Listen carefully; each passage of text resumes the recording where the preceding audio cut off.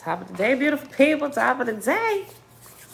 Cameron, shalom. Audrey, shalom. Set apart 11, shalom, shalom. All right, y'all. Happy Monday. It is August the 15th, 2022, day 186 of year 4 of reading through the books of the law and the prophets and of the 4-year consecutive day count, day 1204. Today, we about to hear the rest of the story about the Exodus and Moses and what really happened in the book of the Ark of Bond, picking up on page 432. Grandbaby's not here this morning, so I should be able to get through this without all the interruptions and a little tiny lady yelling, "Cookie, cookie, cookie, cookie." White girl, hey, and walks out the kitchen. Auntie Belinda Brown, shalom, blissful rising. Anita, greetings, greetings. Uncle JB, shalom, my brother. Okay, y'all. Father, you are so much more than the words that we formulate to think that we can even closely describe who you are. All right, y'all. Page 432, picking up on chapter 17 at the bottom. Jehovah, through his angels, said unto Moses, when the body of the king is embalmed and put away, thou shalt go quickly to thy people, for he who cometh to the throne is under the voice of the Lord Baal, and he will try to prevent the departure of my chosen. So Moses left the capital and did as thus commanded. So quick recap, Elijah, shalom, grand rising. Yesterday, we learned that the account that we originally got in the Ezra Bible, or what we call the Holy Bible today, or the King James Version, whatever kind of version, that's the Ezra Bible, right? And it doesn't tell the complete truth about Moses and some of the goings-ons in Egypt, right? Gives a little bit more detail. They lied about Moses, right? And Moses didn't tell them to take a thing, right? So making Israel look like crooks, you know, making Moses look like he was a murderer, right? And they said this is what was going to be written about you. And Moses pretty much asked y'all, he asked the Father, he said, I'm gonna sum it up. Who's going to tell the truth about me that I really did not do those things, right? And he didn't flee from Egypt for fear of his life. Matter of fact, the king that was still reigning, which was Ramses, who we know as Ramses' dad, the original king that actually raised Moses, first and foremost, he knew that Moses was an Israelite or a faithist, a child of the faithist. Remember, we also learned that Israel is what they called the faithist in Egypt, right? So Israel back in the day was known as faithist. Okay. Okay, cool. So Israel, faithist, how do you do? How do you do, family? How do you do? Listen, so, but the original Pharaoh that raised Moses knew Moses was an Israelite or a faithist, child of the faithist, right? And he loved him. Even up to the day he passed away, which he didn't pass yet, but we can clearly tell through the reading yesterday. And not only did he love him, he was on board with Israel leaving. And he told him, Moses, whatever y'all trying to do, you're going to need to go ahead and accomplish this before I die, because I feel that the one who's going to become king after me, he's not going to make it so easy for y'all to get up out of here, right? Okay, so that was a quick recap. Shayla, hey, girl, hey, Keith. Hey, girl, hey. All right, I just started over since we only read verse 1. Chapter 17, the bottom of page 432. Jehovah, through his angels, said unto Moses, when the body of the king is embalmed and put away, thou shalt go quickly to thy people, for he who cometh to the throne is under the voice of the Lord Baal, and he will try to prevent the departure of my chosen. So Moses left the capital and did as commanded.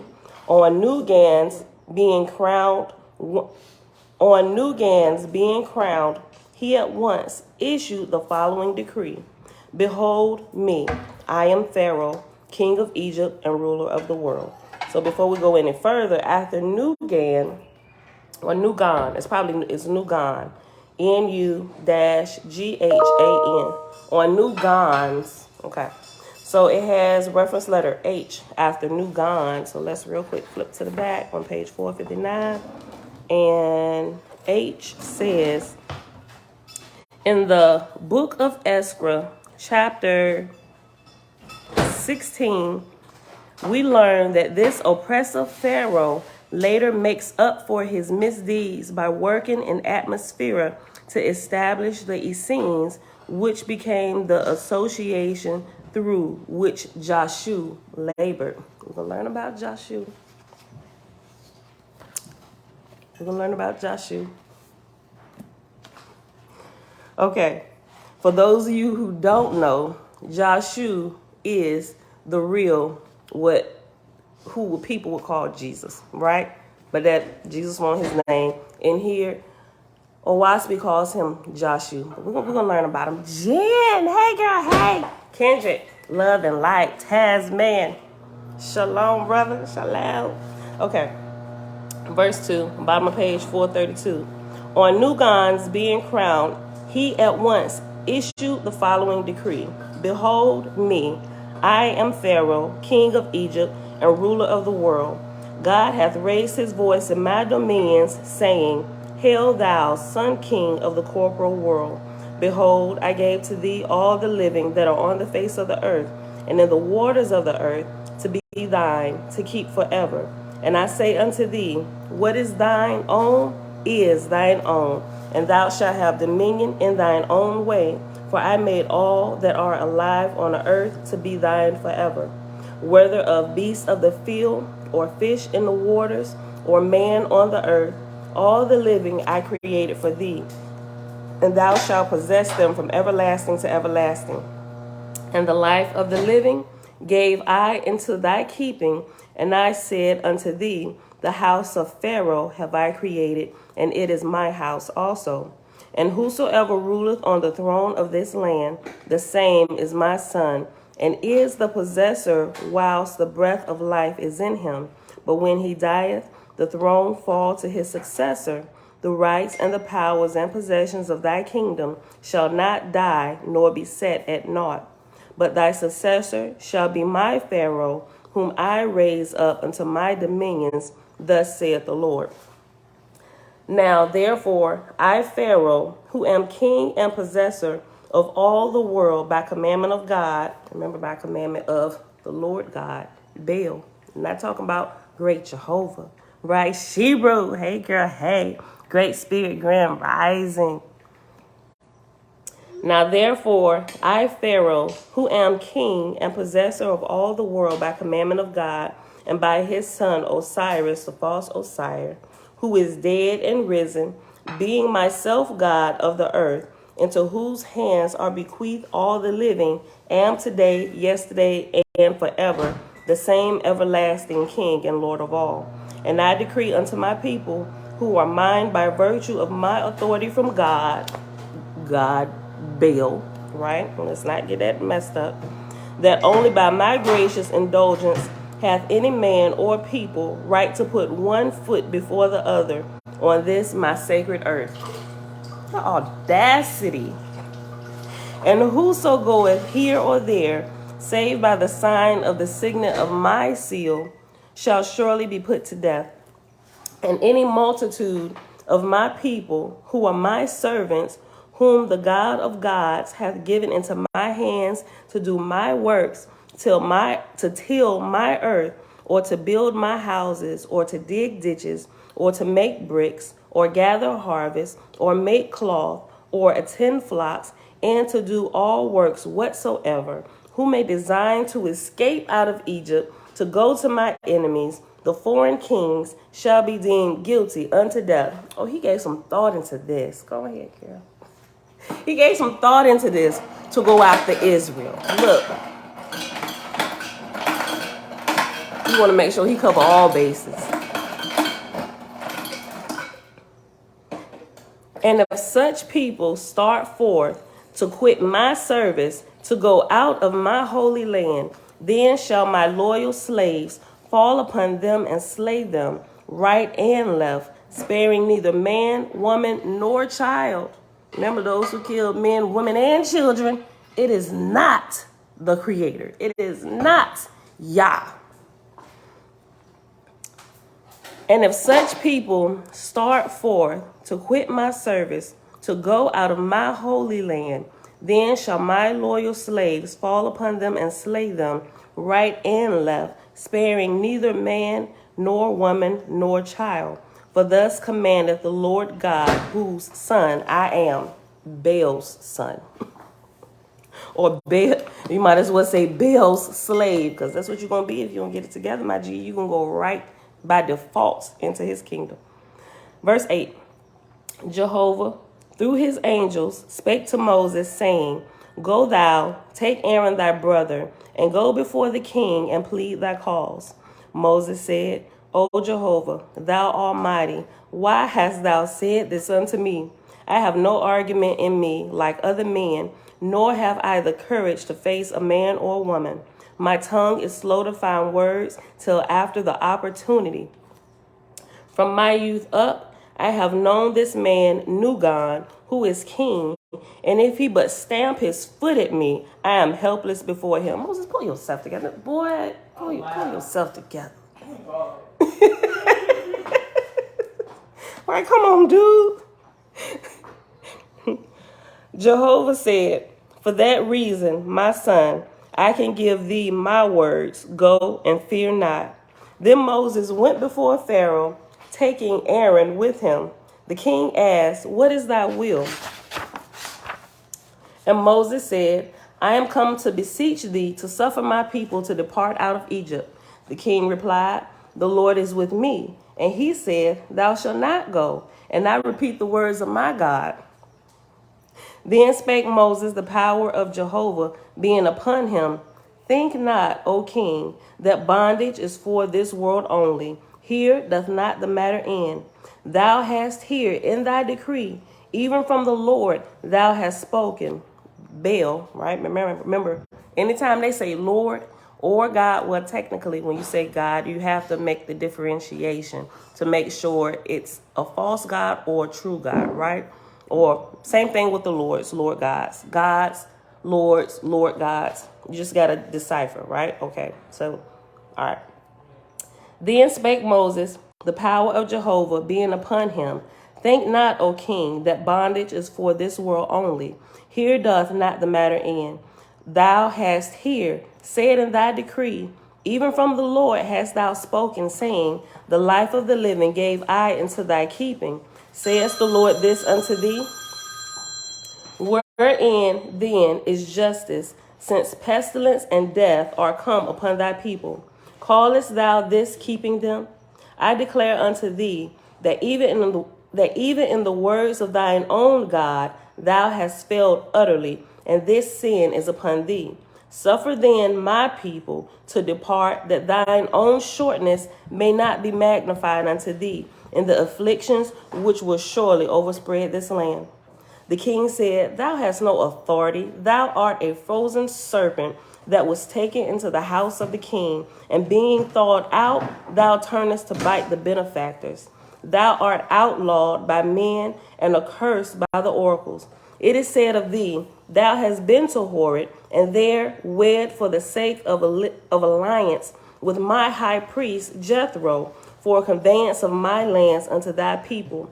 Who art thou that pretendest to hear a voice and to be led by the unseen, thou slave? Moses said, I am not here to plead my own cause, O king, but my people's. Suffice it, though, that even as thy Lord God standeth upon miracles, I bow not down before him.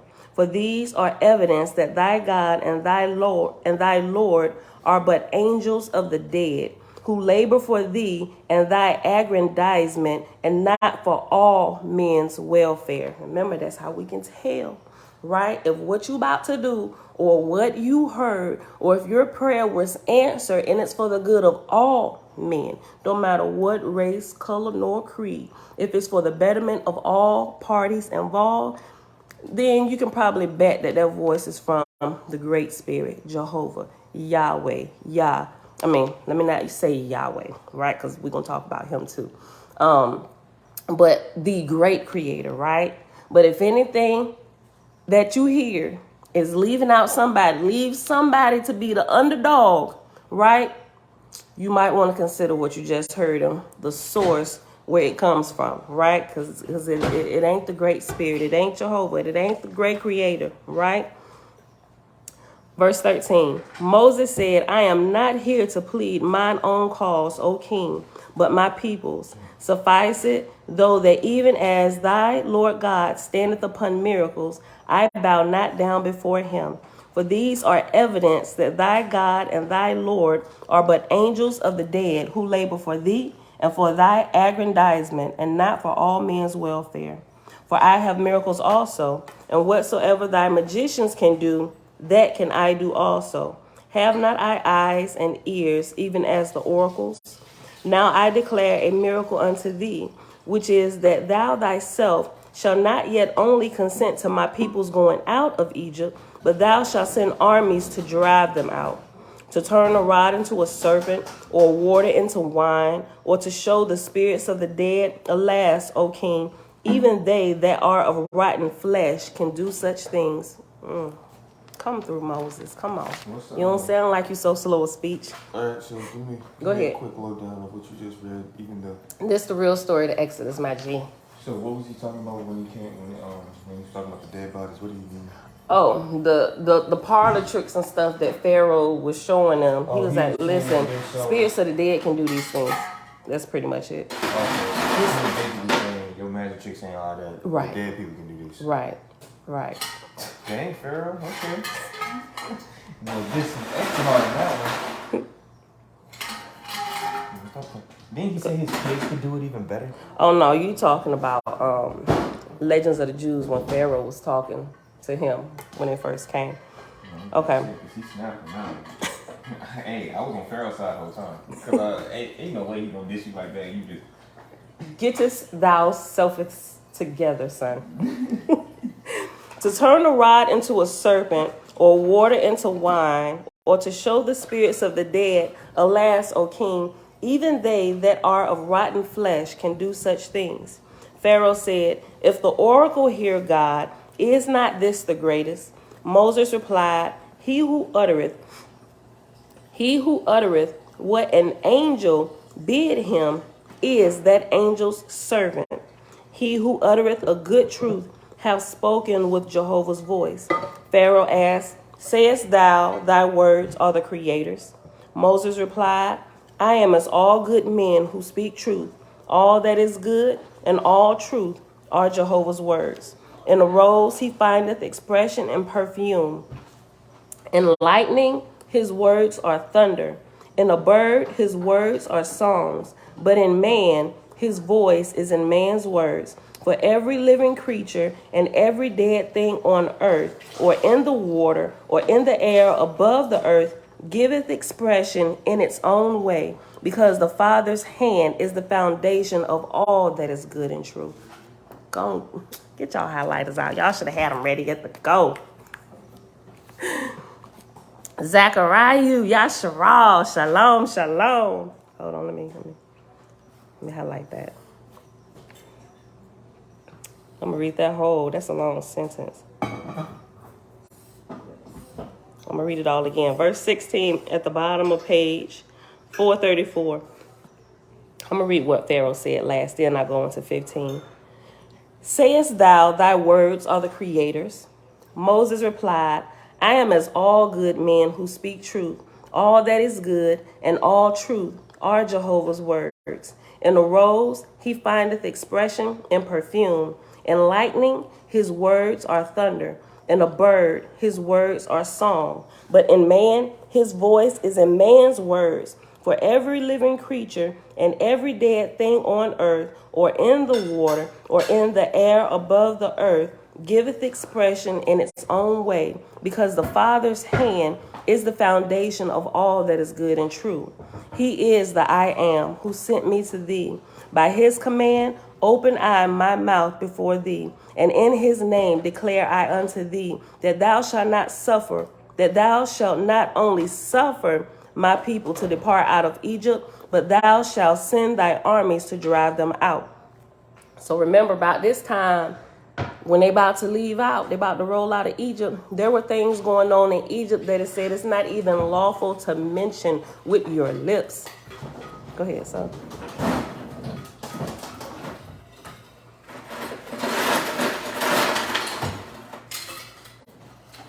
Where's the top to that? I don't know. That's Elijah's phone.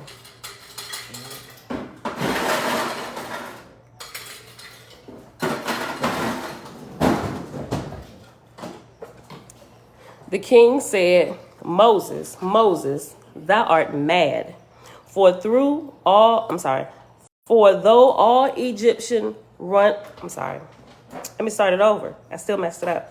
The king said, Moses, Moses, thou art mad. For though all Egypt run blood, yet will I not do as thou hast said. Then Moses replied, I tell thee, O king, there be two powers in heaven, that which is for justice and goodness, even Jehovah, and that which is for sin and death. And if the Creator lift off his protecting hand from Egypt, she shall in a day become the plague spot of the earth. Thou dost remember when in the ancient days great Thothma built the first pyramid, thy forefathers decried the power of heaven, and straightway all the land and the great pyramid itself was flooded over by evil spirits. And then came foreign kings and robbed and plundered Egypt. Think not, O king, these legends are but idle tales. There be gods and lords in heaven who could sweep up the sea and drown all this country.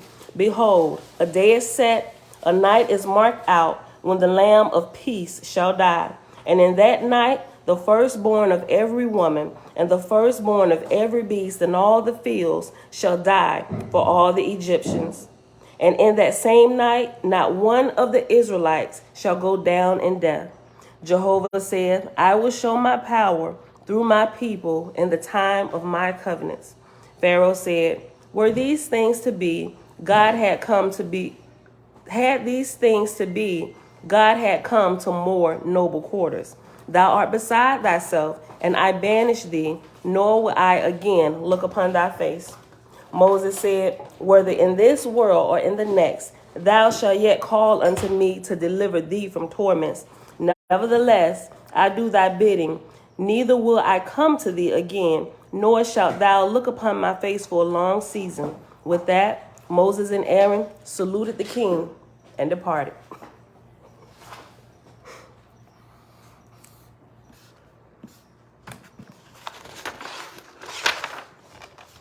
Chapter 18, bottom of page 435 in big blue. Pharaoh called his chief superintendent and said unto him, as to the Hebrew brickmakers, thou shalt no longer supply them with straw, but they shall continue to make the same number of bricks. And after shall, but they shall continue. After shall is reference number 5 at the bottom, and it says, but they shall gather stubble themselves, and they shall continue. So remember, the numbers are at the bottom of the current page. The letters are at the end of the current chapter, right? And the footnotes at the bottom is letting you know the changes that have been made from the previous version. This being the most up-to-date version, what we read in the paragraph is updated. But if there was a change, that's what the number is, and it lets you know what it was in the previous version. Okay.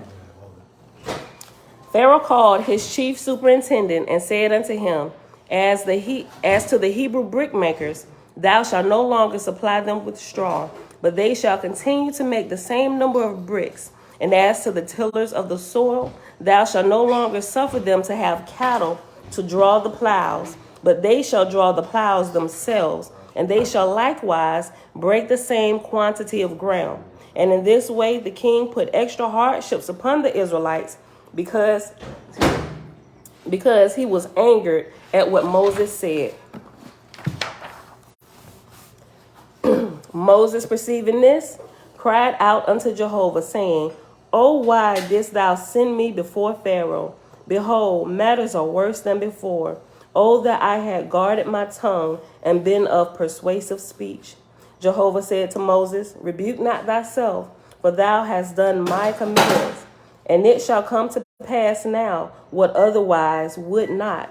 For such Israelites as hesitated about going out of Egypt will now declare for themselves as to what they would do. Oh, okay. There's always what is it? A rhyme and reason, a reason to the rhyme, or a method to the madness, right? You got to get everybody on board, Moses. Everybody got to, of their own free will, want to leave out of here, out of Egypt with Moses, right? Okay, I get it. Listen, saying that, I was thinking about something. Hold on, let me pause. I ain't gonna be sidetracked too long, but I was thinking about this, right? Because I'm a gun-toting sister, I like my sidearm, right? I like the right to be able to defend myself if the need should ever so arise.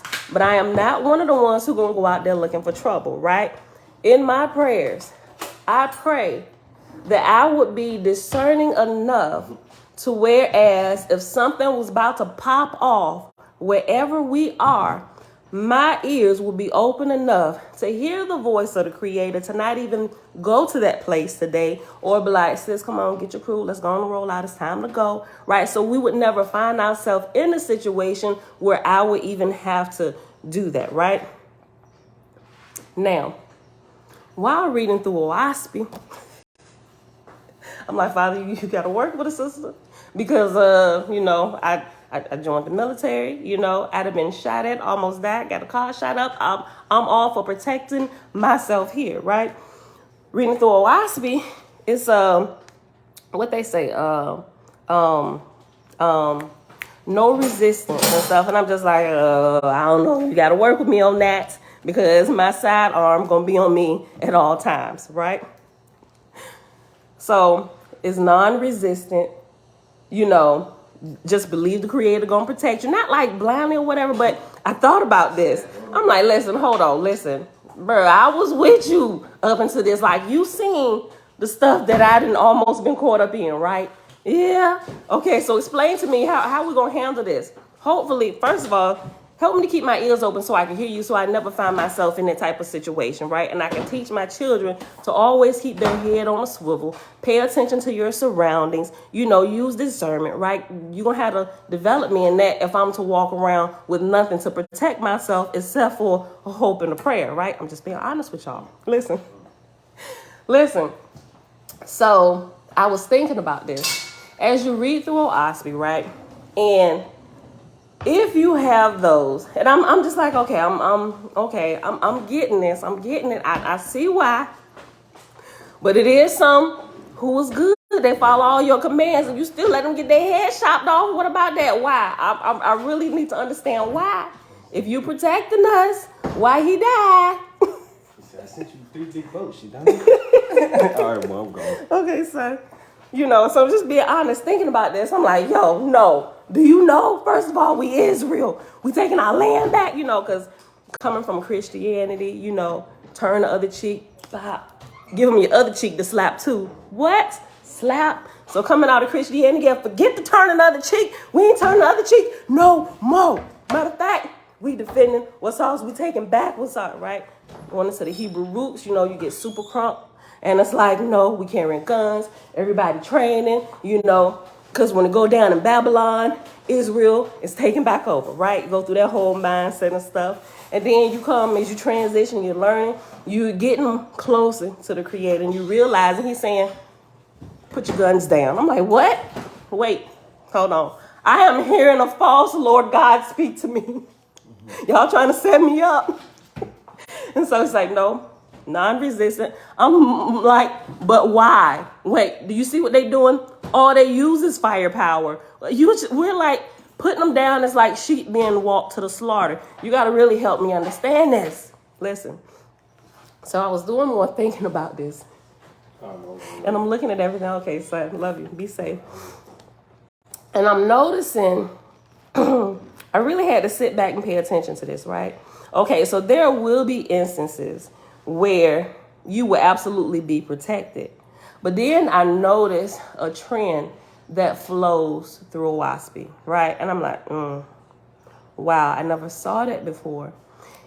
Even for those of us, faithists, right? And at the point where those who do die, right? Those who are fully living, fully walking with the Father, like non-resistant, even when death or even when drama comes to the doors, right? It's like at that point, when it gets to that point, at least the accounts that we hear for the people who get to that point, when death comes to your doors looking for your life, it's like those who actually there to answer the door of death knocking, it's like, go ahead and take it, right? And it's like, and it's said with all heartfelt everything, like, go ahead and take my life. First, it's not yours to give, but if you feel that is the way, it's like some dissertation from the Great Spirit comes from them that it hits the person who about to take their life. Some still do take their life, and some people, they just back up. Hold on, wait a minute. You done said something I ain't never thought about before. Wait a minute.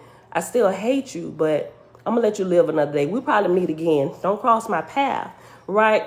But something happens. Like I said, I noticed a trend. Something happens to where even the faithists, those who love the Father, remember, first of all, let's remember that when Jehovah or the great creator, when he allows things to happen, it's for the betterment of all those involved, right? And so what happens is if you giving your life, or at this point willingly giving your life, will ultimately end up in the other person, let's say, being saved or turning from their wicked ways, or however you want to term it, it's going to turn out that way because that's for the betterment of all involved.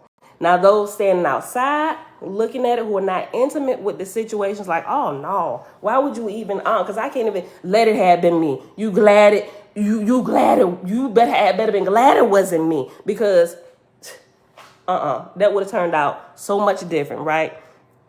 But then I was like, you know what? Okay, I can kind of see.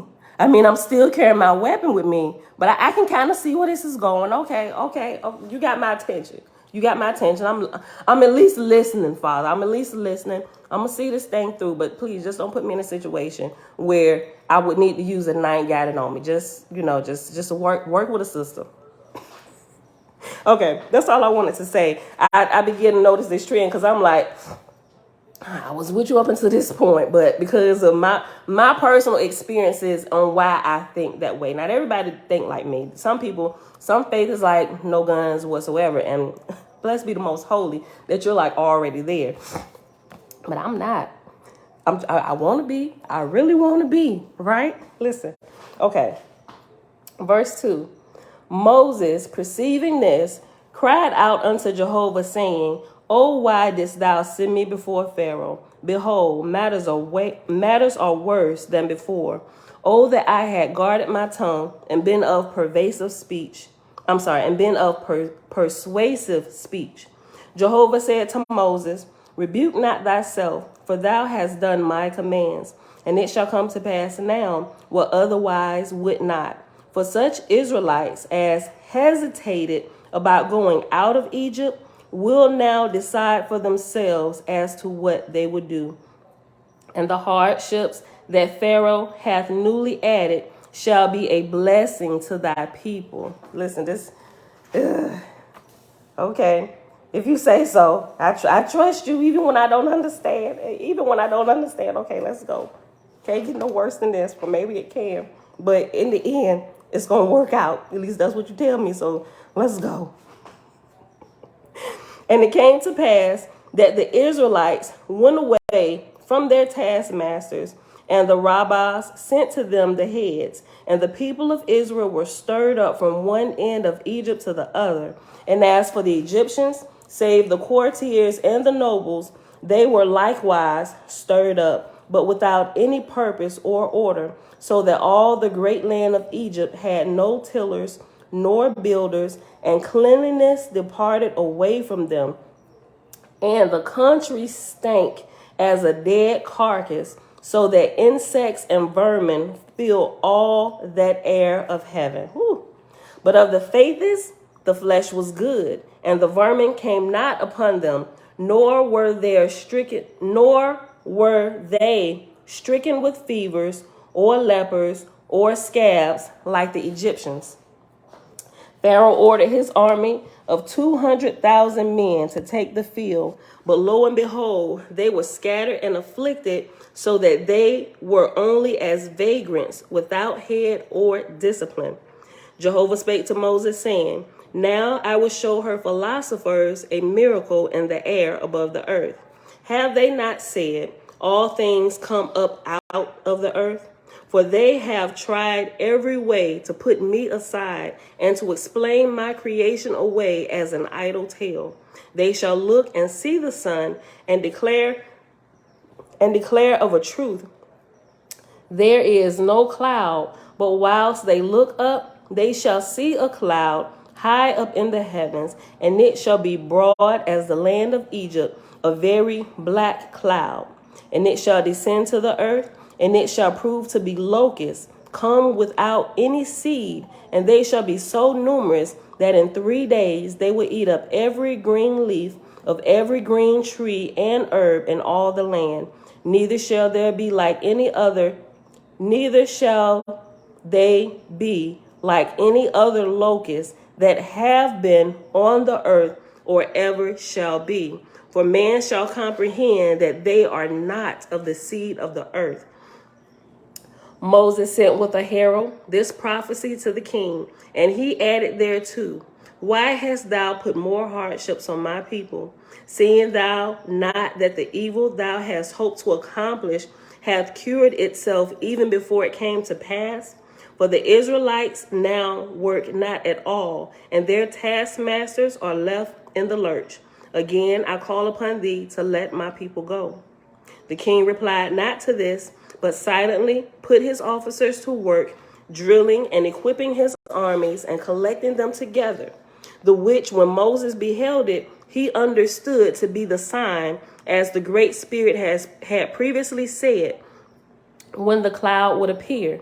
And it came to pass on a very clear day at noon, a cloud formed high up in the firmament, and it grew blacker and blacker until it descended upon the earth, and it was locust, and was even as a snowstorm that covered the land of the earth. In places to the depth, hold on, I'm gonna read the whole sentence again.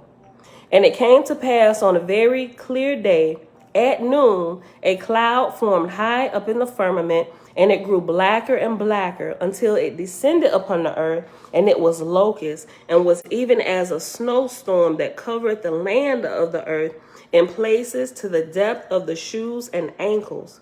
And when they fell, eating every green leaf and herb and grass, so that in 2 days there was not a leaf to be found far or near. And on the 3rd day, the locusts, still unappeased as to hunger, fell upon the Egyptians, old and young, feeding upon their clothes and even upon the flesh of the Egyptians. Ugh.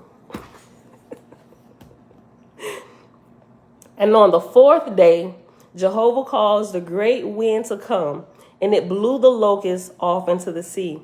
And again, Moses sent heralds to the king, saying, Consider now my words and be wise. I have told thee that the hand of the Creator is upon this land. In thy heart thou sayest, Moses is a fool. Only a windstorm fetched the locusts from a far off country. But I say unto thee, O king, this is not so. And thou shalt still further behold Jehovah's power. For as the locust came down out of the firmament, and as thou hast a philosophy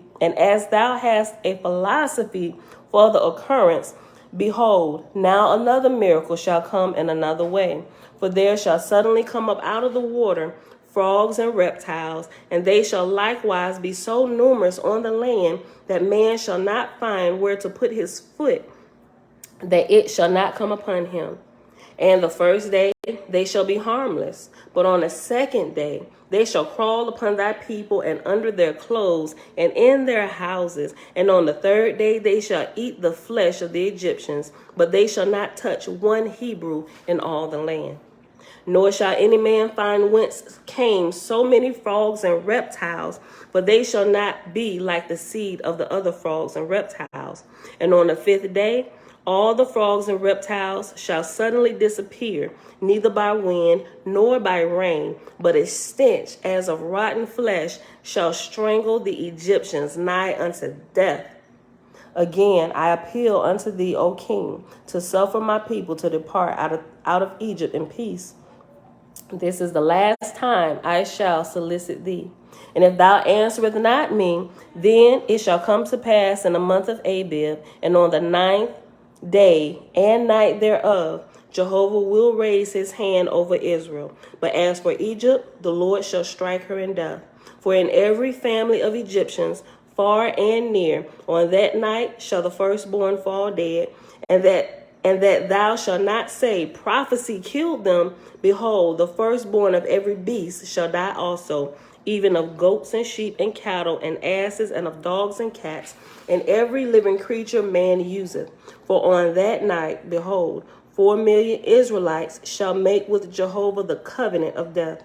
And on the morning thereafter, they will raise up to not lie down again in Egypt. And this shall be the testimony of innocent blood against thyself and thy people for what the Hebrews have suffered. The king answered not Moses, and it came to pass that Egypt was overspread with frogs and reptiles in every particular, even as Moses had prophesied. Nevertheless, Pharaoh pursued his course. Jehovah spake to Moses, saying, Moses, my son, look upon man and pity him, for he believeth not in me, though I multiply signs and omens continually and give him prophecies without end. One thing only turneth man's eyes inward, that is, flesh of his flesh, lying dead before him. Ooh. Let it not ever get to this point with us, people. Highlight it. I mean, you ain't got to, but I'm just saying it'd be good to highlight it. Verse 16, on the bottom of page 438. Now on the night of the Passover, when the Israelites made the covenant on the blood of the Lamb, a hot wind blew upon the face of the earth, and the firstborn of the Egyptians fell dead, both man and beast. And Pharaoh's son died, and his brother's son, and the firstborn of every courtier, and every noble's firstborn, and all other people, their firstborn, so that in every family there lay one dead. Pharaoh was now stricken, but not unto repentance, for evil was in his heart, and he cursed Moses and the Israelites, and swore an oath to destroy Israel, man, woman, and child, so that never more there should be one on the earth. And such a commandment he sent to his officers to fall to, and began the slaughter. As for the faithists, not many of them had slept all night, but were providing for the journey, so that when morning came, and at the time of sunrise, everyone started. And at the time of sunrise, everyone started. Okay, that's what it said. From all the different regions of Egypt, they went forth toward Succoth. From all the different regions of Egypt, they went forth toward Succoth, westward, and in parentheses it has eastward ? And it has reference number 6. And down at the bottom it literally says the same thing, westward with eastward in parentheses and square brackets around the parentheses with ? Okay. So they either went east or west. They're not quite sure about that. Or maybe they are, maybe the translators were not, whatever, I don't know. Well, the translator was, but the ones who did the revisions, they're not sure whether it was eastward or westward. Okay. I'll read the whole verse again. 18. As for the faithists, not many of them had slept all night, but were providing for the journey, so that when the morning came, and at the time of sunrise, everyone started. From all the different regions of Egypt, they went forth toward Succoth, westward, eastward. The heads led the way, and every commune. The heads led the way, and every commune was led by a rabbah and every man's family by the father of the family or by the eldest son. At the start, they spake through their leaders, saying, In thy name, O Jehovah, we depart out of the land of our birth, where we were born, and our sons and daughters were born, to return not forever. Neither shall Egypt prosper more till thou hast subdued Neither shall Egypt prosper more till thou hast subdued the whole earth unto thee. But all things had changed wonderfully as to the Egyptians. For when they beheld the Israelites were indeed going and knew the miracles that had taken place, they relented and bought them gifts of gold and silver, and also asses and camels for the Hebrew women and children to ride upon, and gave them food to eat. But in the Ezra Bible, right, the one that Constantine and them put together, the Egyptian side of the story was that Israel went and ransacked everything from Egypt. No, my G. Israel was given gifts by Egypt. That's what this just said. Francis, y'all so fit. All praises to the Creator, Most High. Hold on. All praises to the Most High Creator. Okay, sometimes I be getting the acronyms wrong. Okay. Listen, I'm going to read this again. Verse 19. But all things, before I go any further, after all, it's reference number 7. It says, but all things. It says the same thing, but all is in square brackets. But all things had changed wonderfully as to the Egyptians. For when they beheld the Israelites were indeed going and knew the miracles that had taken place, they relented and bought them gifts of gold and silver, and also asses and camels for the Hebrew women and children to ride upon, and gave them food to eat. Do you know how, if the truth, oh my gosh, I'm just looking at this. If we had gotten a true account, even the way Israel kind of looks at things a little bit, some of their thinking is just a little bit skewed, right? Because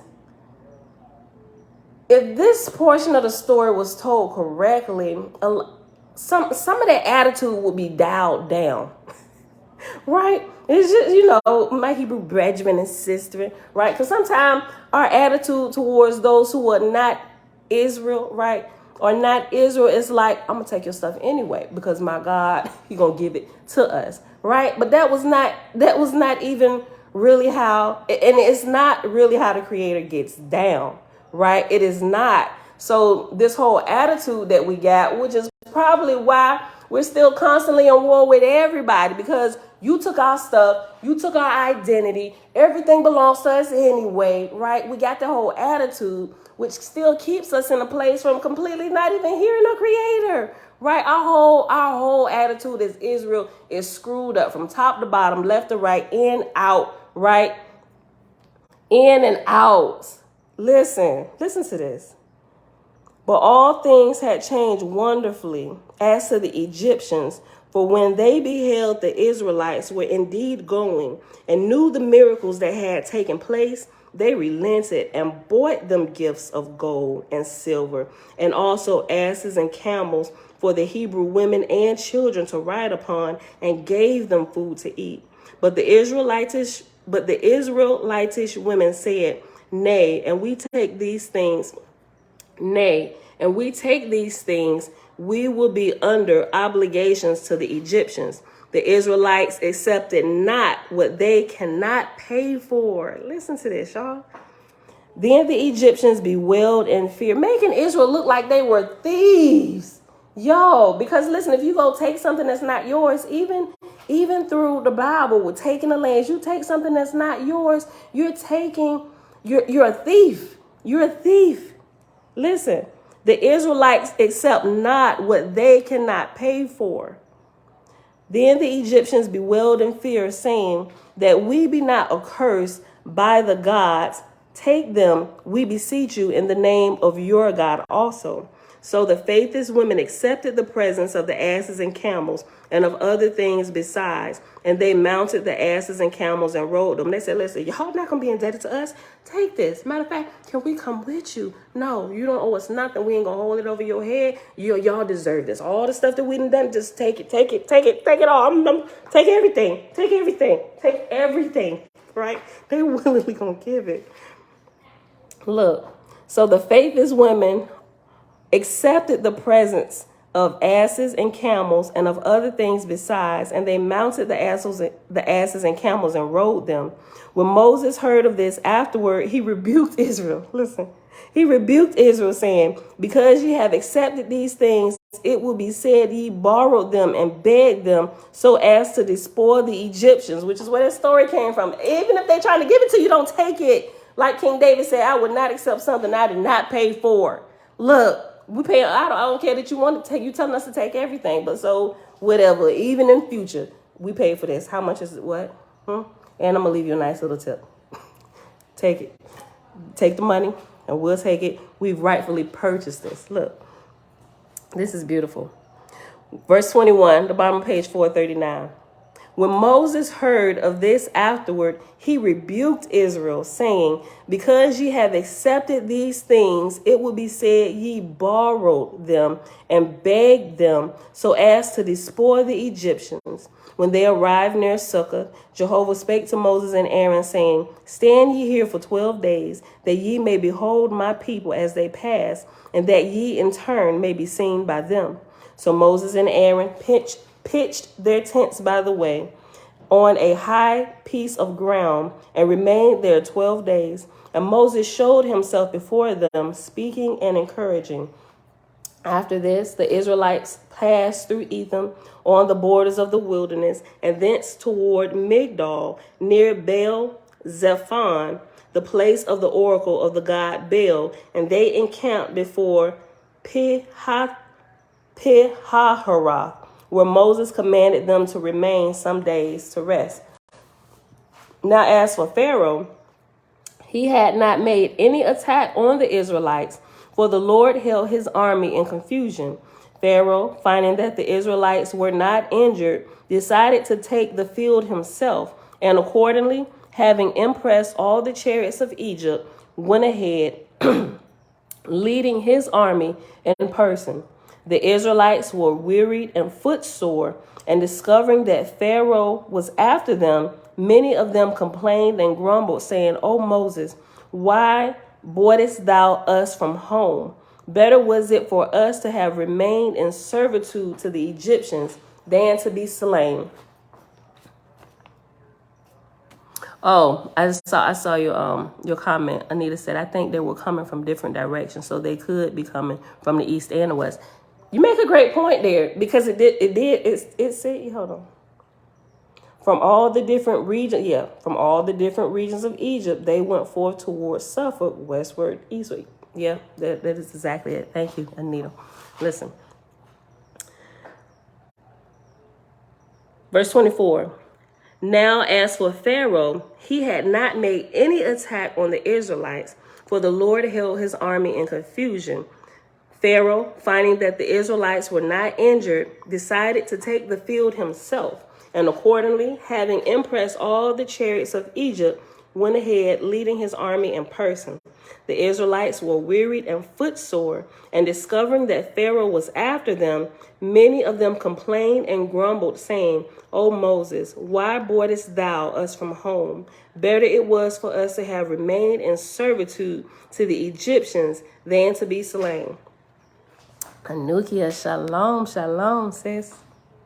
Moses rebuked them, saying, profess ye to be faithless, but have not faith in Jehovah? Ooh, look, what I was just talking about my gun.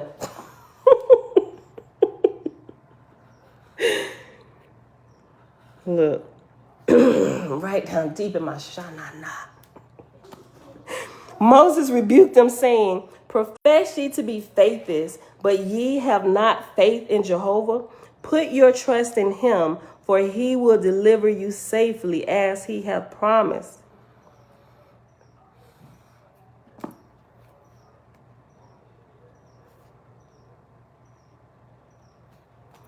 Jehovah spake to Moses, saying, They shall behold the salvation of my hand, for the Egyptians who pursue them this day shall pursue them not again forever. For when thou fetchest them to the sea, thou shalt lift up thy rod, and I will divide the sea, and my people shall walk across on the land of the bottom of the sea, and Pharaoh's army shall pursue, but be swallowed up in the waters. And so it came to pass. Jehovah brought a strong wind and divided the waters of the sea and swept them back, and the Israelites went over on land. But Pharaoh's army, who were in pursuit, were caught in the flood of the tide and were drowned. Thus delivered Jehovah the Israelites out of Egypt, and Israel believed in him and in Moses his servant. Now from the place Succoth unto the other side of the sea, a pillar of cloud preceded the Israelites by day, and a pillar of fire stood over them by night. And the people looked thereon and saw, everyone, the cloud and the light. And the name of the place they reached when they crossed over was Shakel Marath, and they encamped there many days. From the time Moses began to put on foot the migration of Israel until he reached Shakel Marath was 4 years, 207 days. And the number of Israelites that thus went forth out of Egypt was 3,750,000 men, women, and children. And the number of other people who accompanied them was 400,000. And because they were of the uncircumcised tribes of ancients, the Hebrews nicknamed them Levites, imperfect flesh. Holy crap. What? Let me go back up here to what Yazofit said. They skewed the entire narrative. Hold on. Let me read that again. Make sure I understand what I just read. Hold up.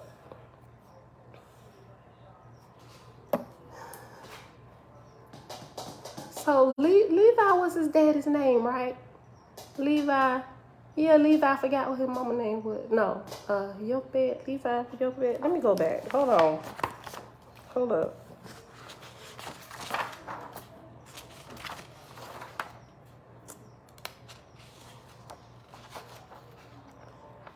Yochebed. Okay. Okay, where's his daddy? Because at Lewis, hold on. Some days, the child, father, birth of Moses. Okay.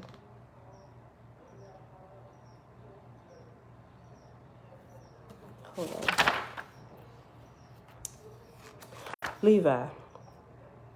Levi, not being eligible to a faithless wife, was inspired by the Lewis to take Enihi Matisa to wife. Matisa bore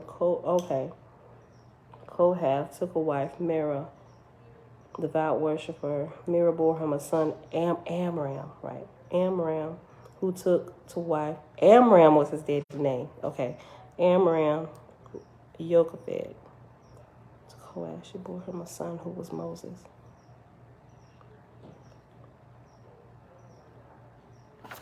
Okay, let me read this again. Verse 30, page 440. From the time Moses began to put on foot the migration of Israel until he reached Shekel Marath was 4. From the time Moses began to put on foot the migration of Israel until he reached Shekel Marath was 4 years, 207 days, and the number of Israelites that thus went forth out of Egypt was 3,750,000 men, women, and children. And the number of other people who accompanied them was 400,000.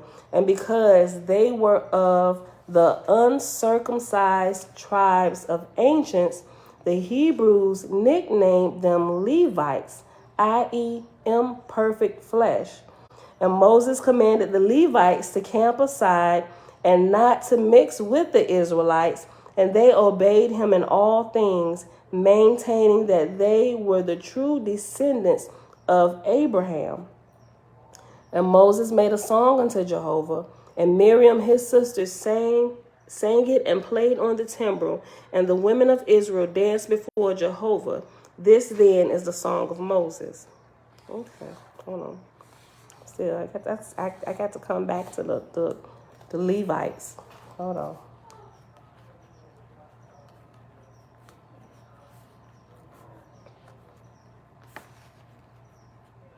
Levitical priesthood. Miss Amazing Wonders Grand Rising. Okay. This then is the Song of Moses. Chapter, what's XIX? 10, 1, 19. Okay. Chapter 19. Eloah, Almighty, thou, my God, who hast delivered my people, I will sing unto thee a song, and the children of Israel unto thee, O Eloah. Thou art a great strength and salvation unto thee, Eloah. I will I build my habitation, thou, my father's God, O Eloah. Thou art my warrior, Eloah is thy name forever. Thou hast encompassed Pharaoh and his host. They are swallowed up in the sea, his chosen captains and his warriors in the sea. The depths covered them up. They sank to the bottom as a stone, O Eloah. Almighty Eloah, glorious in thy power and thy right hand that passed over innocent blood. Thou, my God, Eloah, wise in majesty, in thy right hand that dasheth in pieces thy enemy. Excellency, O thou Eloah, in graciousness that came upon them that rose up in thy way. Thou sentest thy breath upon them. As stubble they were cut down by thy righteous sword. By the breath of thy nostrils thou heapest up the waters of the sea, and the flood stood upright by thy voice, to entrap them in the heart of the sea. Thine enemy said, I will pursue, I will overtake them. The spoil shall be mine. I will draw the sword, my hand shall destroy them. Thou didst blow with thy wind. The sea covered them. They sank as lead in the mighty waters. Who is like unto thee, Eloah, amongst the gods? Who is like thee, glorious in holiness, fearful in praise and wonders, O Eloah?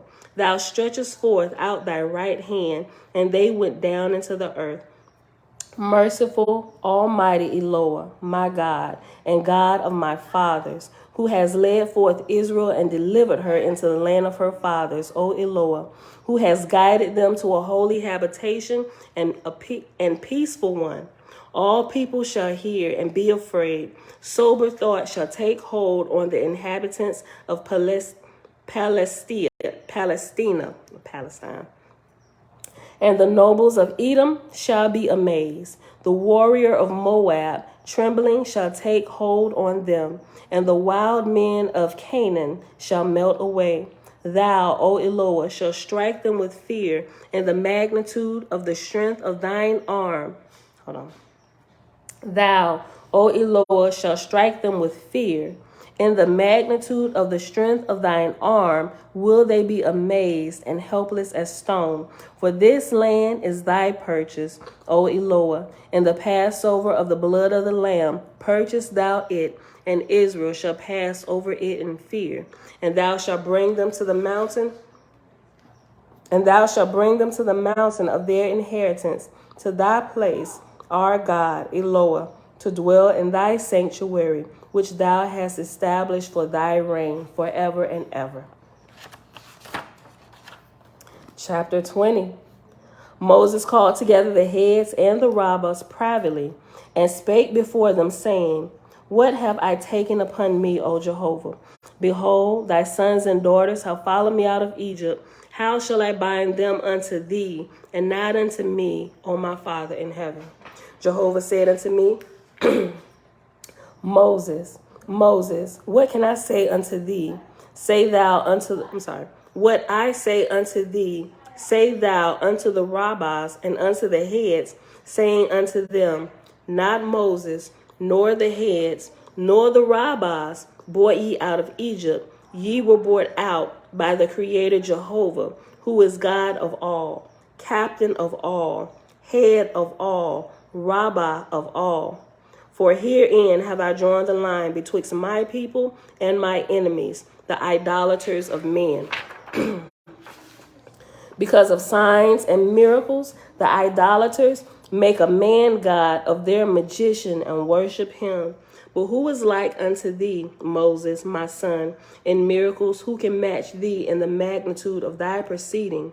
Who led forth my millions and delivered them out of a great power without loss of a man, woman, or child?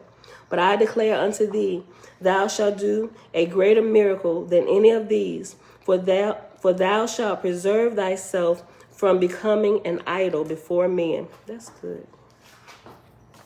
Let me highlight this myself.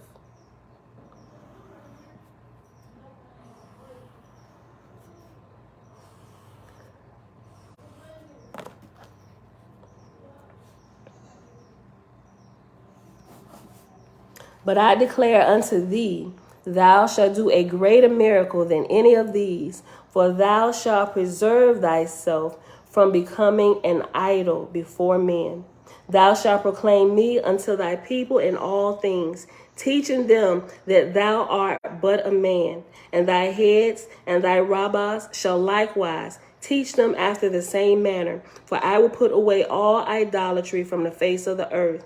Neither will I have kings nor queens. I am sufficient unto all men. As Abraham apportioned my people into families with rabbis and with chief rabbis, so shalt thou reestablish them.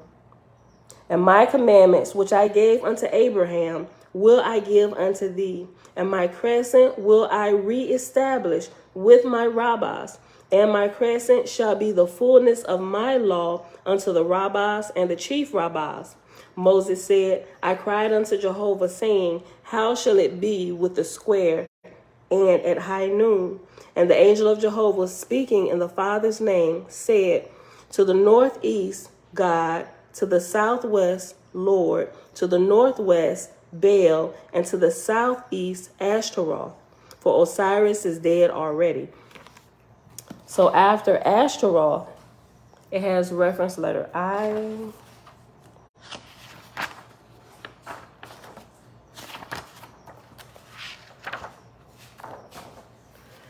On page 459, reference letter I says, see plate 87, Imethakava,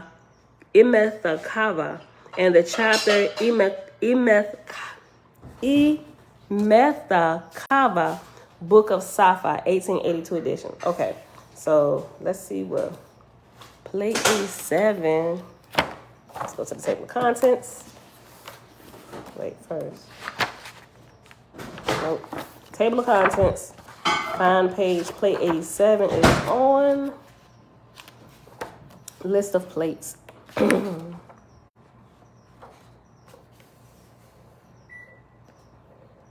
87. Imethakava, page 555. Right here. 555.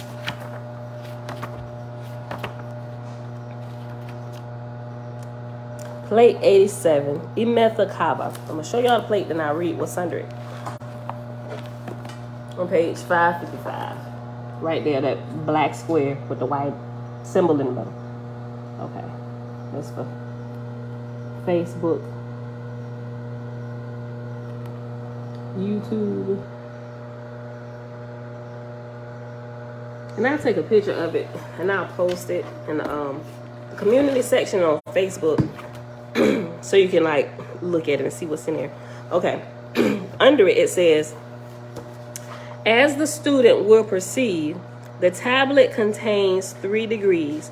The headings only could be given in the plates, being too complicated for hieroglyphic characters in such small space. For the outer rim, begin at the bottom and read alternately either side till arriving at the top, where will be found the symbol of corpor and the great serpent, solar phalanx, and wark. The small stars in the inner circle represent the positions of mortals within the chambers during the ceremonies. The 3 degrees are called First, Mid-Git'al, which is dawn. Second, High Dang, which is high noon. And we actually read towards the beginning of reading this, we read the High Dang chapter. The second, High Dang, which is high noon. And third, Mahak, golden chamber, which are given in darkness. In English, they are called dawn, noon, and evening. They were about the time of Zarathustra, and then parentheses, another name for Zarathustra is Zoroaster, right? So y'all may be more familiar with that before you heard the name Zarathustra. They were about the time of Zarathustra, Zoroaster, or say 8,000 or 9,000 years BK. I don't even know what BK stands for, but if y'all know, put it in the chat. That is Jeremiah's.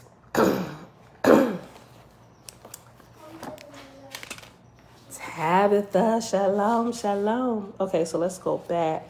Page 442, and I'll read verse 10 again.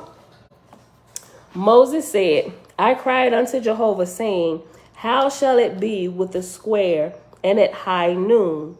And the angel of Jehovah, speaking in the Father's name, said, to the northeast, God, to the southwest, Lord, to the northwest, Baal, to the southeast, Ashtaroth, for Osiris is dead already. To this end, then, prepare ye a place this night, that the Great Spirit may bless us. The rabbis and the heads said, it is well. And when it was night, Moses and the rabbis and the heads went away aside, placing sentinels that they might be alone. And when they were thus prepared, the light of Jehovah came upon Moses, and the books of the ancients were opened before him. And he administered Imethakava upon them.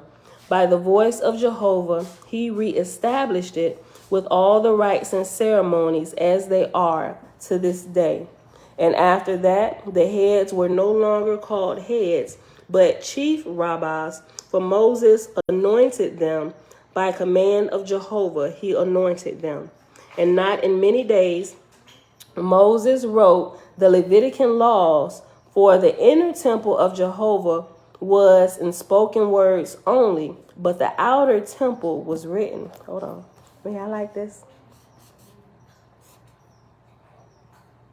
Verse 13, bottom of page 442. And in not many days, Moses wrote the Levitican laws, for the inner temple of Jehovah was in spoken words only, but the outer temple was written. Wherefore it was said, the Hebrews have two laws, one which no man else knoweth, and one for them who are not eligible unto faith, being such as were called the Leviticans. Oh my God.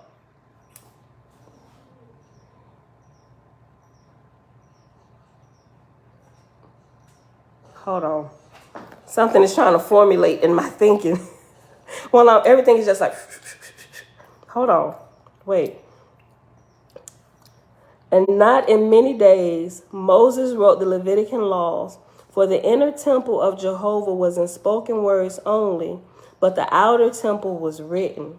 Wherefore it was said, the Hebrews have two laws, one which no man else knoweth, and one for them who are not eligible unto faith, being such as were called Leviticans, but not Leviticans in fact, but hangers on, who had followed the Israelites out of Egypt, and who for the most part had no God, little judgment, and no learning. Oh my gosh. We, not me no more, but I'm just saying we as a whole, because we is one people as one, right? We have been fighting over laws, the Levitical laws, which were not even created for us. Israel. Yo, these were for the hangers on who had no faith. Absolutely, it says, listen, I'm going to read this again. Hold on. This just shook me down to the deepest parts of my shana. Now, hold up. Listen. Hold up. So, let me read it again. Let me read it again first before I say this. Listen. Verse 13. And in not many days, Moses wrote the Levitican laws, for the inner temple of Jehovah was in spoken words only, but the outer temple was written. Wherefore it was said, the Hebrews have two laws, one which no man else knoweth, and one for them who are not eligible unto faith, being such as were called Leviticans, but not Leviticans in fact, but hangers on, who had followed the Israelites out of Egypt, and who for the most part had no God, little judgment, and no learning. So all our information we get, we should definitely be getting direct from our Creator, downloaded right into our spirit, like which some of us we already we on that track. We have that happen to us, right? Where everybody else is fighting over laws that don't even pertain to us. Don't even pertain to us. But of all that Moses did and taught, and how he labored with his own hands, many books might be written, and it is doubtful if the world ever produced so good and great a man. At that time Moses reached Shechem-Marath. He was 44 years old by the Hebrew son, but by Egypt he was 88 years old. Of Pharaoh and his hosts, who were not destroyed in the sea, be it said, they returned home to their places. And not long after that, Pharaoh banished God, Osiris, from the earth, declaring himself the savior of the world and the vicegerent of the Holy Ghost. You done just lost all your marbles. You banished God and became God yourself. First of all, you ain't died in the flesh, like literally, you didn't die yet. So how could you? Right? And then after you die, you don't die and boom, you God. You still got you got to go to college, like all this stuff. Hold on, let me read this again. Of Pharaoh and his hosts, who were not destroyed in the sea, be it said, they returned home to their places. Not long after that, Pharaoh banished God, Osiris, from the earth, declaring himself the savior of the world and vicegerent of the Holy Ghost. The scribes and recorders assembled in Keona and appointed Phaiah, an Egyptian, to write the departure of the Israelites out of Egypt. And Phaiah wrote the account and called it the Exodus of the Hebrews, and it was recorded in the king's house of records, and copies of it sent to the large cities, and there recorded also. For such was the law of Egypt. Phaiah's record was afterward accepted by Ezra, and is that which is known to this day as the first book of Exodus.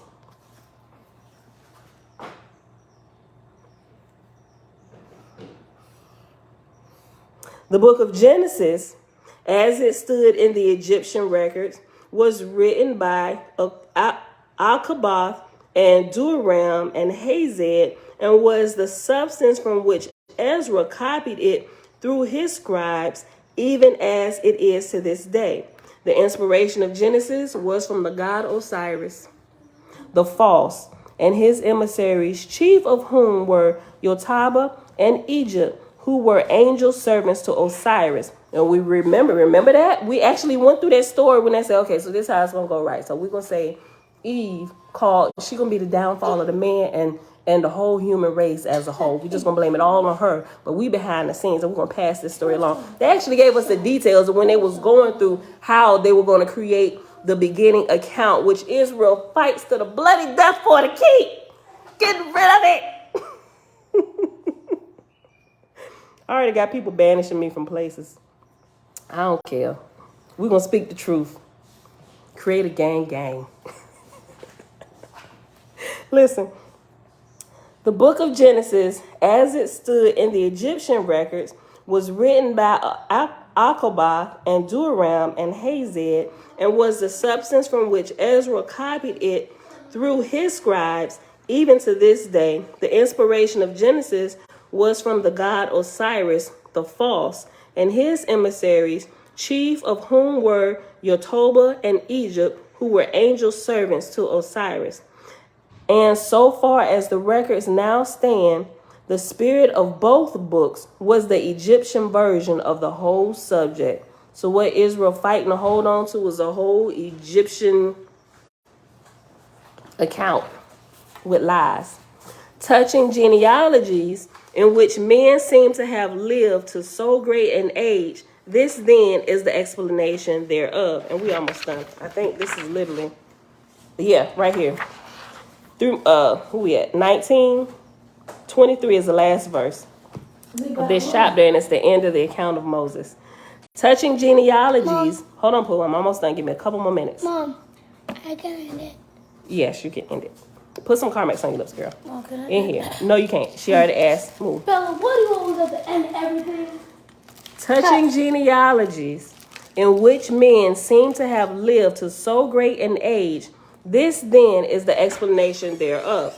Thothma had said to his recorders, in searching for truth of legends, give ye the latitude thereof. For one legend will say, such a man lived 700 years ago. Another legend will say he lived 1,050 years ago.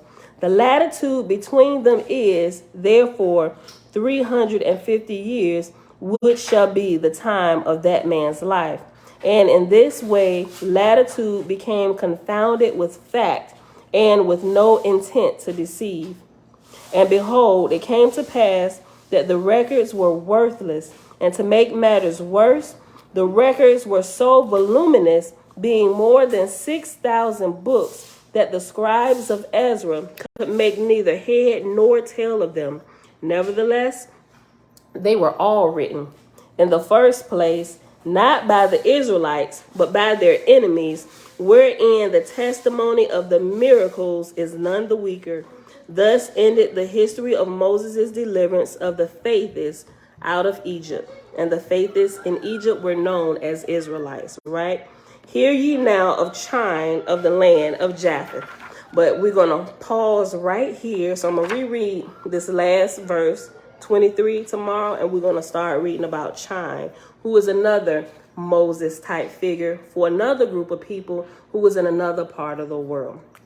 All right, staff and shalom. All right, beautiful people. Father, we thank you for revealing the truth and the history of Israel. All right, beautiful people. Let me see. Miss any questions?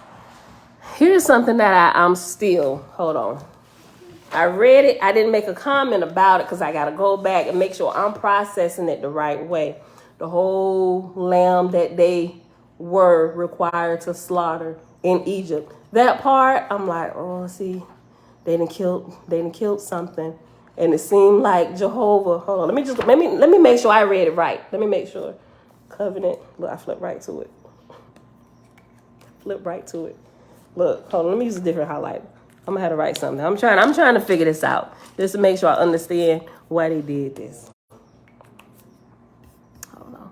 If anybody know y'all done figured it out, because it's our first time reading through, maybe I'm not connecting the dots.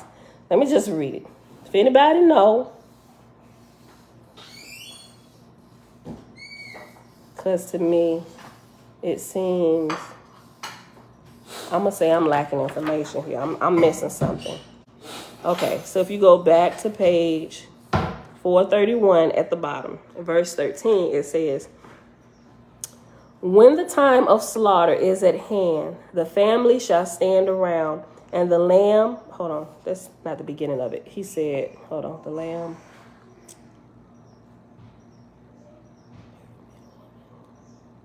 Let me go back up. Okay, hour of sunset.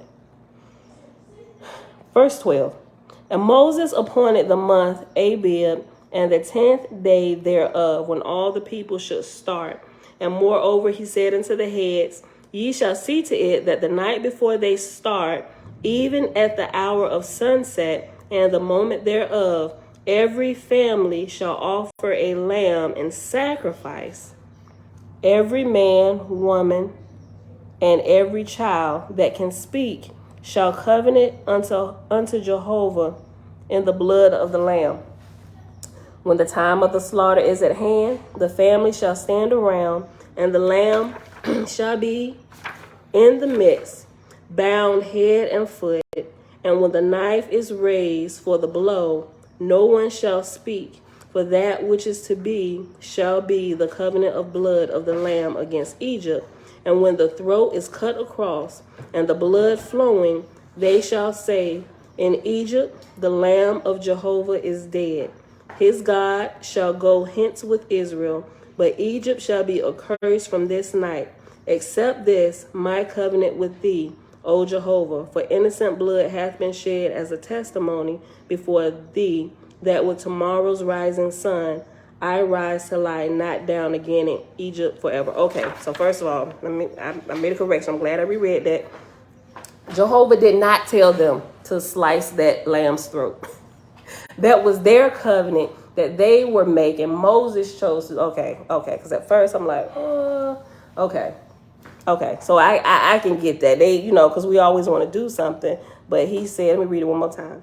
And Moses appointed the month of Abib and the 10th day thereof, and when all the people should start. And moreover, he said unto the heads, ye shall see to it that the night before they start, even at the hour of sunset and the moment thereof, every family shall offer a lamb in sacrifice. Every man and every woman and every child that can speak shall covenant unto Jehovah in the blood of the lamb. When the time of the slaughter is at hand, the family shall stand around, and the lamb shall be in the midst and bound head and foot. Hey, baby.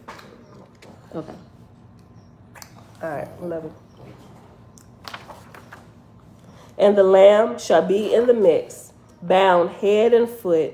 And when the knife is raised for the blow, no one shall speak, for that which is to be shall be the covenant of the blood of the lamb against Egypt. And when the throat is cut across and the blood flowing, they shall all say, in Egypt the lamb of Jehovah is dead. His God shall go hence with Israel, but Egypt shall be accursed from this night. Accept this, my covenant with thee, O Jehovah, Eoah.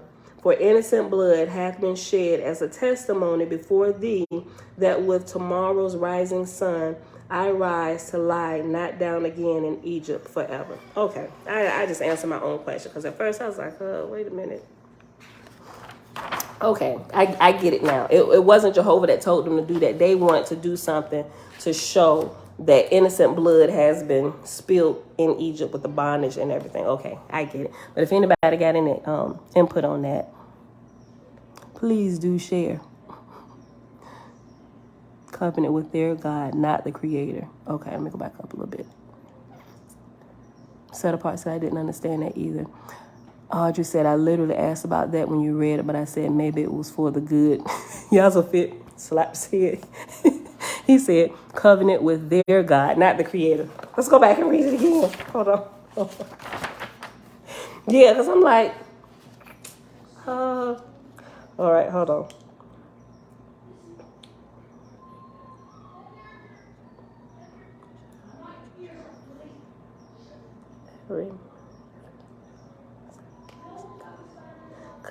Hold on. Let's read it again. Covenant with their God, not the creator. Listen, I'm about to ask the Selah Shalom in the building. We might need his help. Somebody, when he go live today, if I don't make it there, because sometimes I'll be working and I don't get it right away, the notification, somebody bring up this question. Listen. That's why Moses had to come back and deliver Pharaoh for putting a curse on him, because nobody could deliver him but Moses. I have to come back. Hold on. I'm trying to make sure this is processing in my head. Okay, shall covenant. I'm going to read it one more time. And I'm going to read what you said, okay? Okay, so I remember when listen. Okay. And Moses appointed the month Abib and the 10th day thereof, when all the people should start. And moreover, he said unto the heads, ye shall see to it that the night before they start, even at the hour of sunset and the moment thereof, every family shall offer a lamb in sacrifice. And every man and every woman and every child that can speak shall covenant unto Jehovah in the blood of the Lamb. Hold on. Let me go back. Okay, so. Okay, that's why Moses had to come back and okay, let me go back up. Yeah, so if it said covenant with their God, not the creator. Okay, because I'm confused because he said they making a covenant with Jehovah. Although Jehovah didn't ask them to do this. Right, so I'm just trying to walk through this. That's why Moses had to come back and deliver Pharaoh for putting a curse on him because nobody could deliver him but Moses. Yeah, this is a head scratcher. Sis, I reread that also. You are correct. Moses made that covenant and also accursed Egypt. And the book of Eskra helps to make it more clear. Oh, thank you. Chapter 16. Hold on. Okay, let me find out where Eskra at because we ain't got to it yet. Hold on. Yeah, because this I'm going to be like,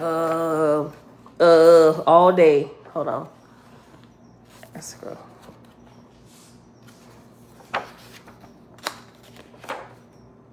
Book of Eskra. 585. Oh, my 585. 585 starts the book of Eskra. You said Alicia Shebrew. She didn't do it on purpose. She said I deleted Shebrew's message again. I'm gonna go on Facebook. She said, Shebrew, I'm sorry. Girl, get your phone out your pocket. She at work. Okay. Book of Eskra, chapter 16. Hold on, y'all. I gotta count out the Roman numbers. Hold on. I'm a little slow with this. Hold on. 1, 2, 3, 4, 5, 6, 7, 8, 9, 10, 11,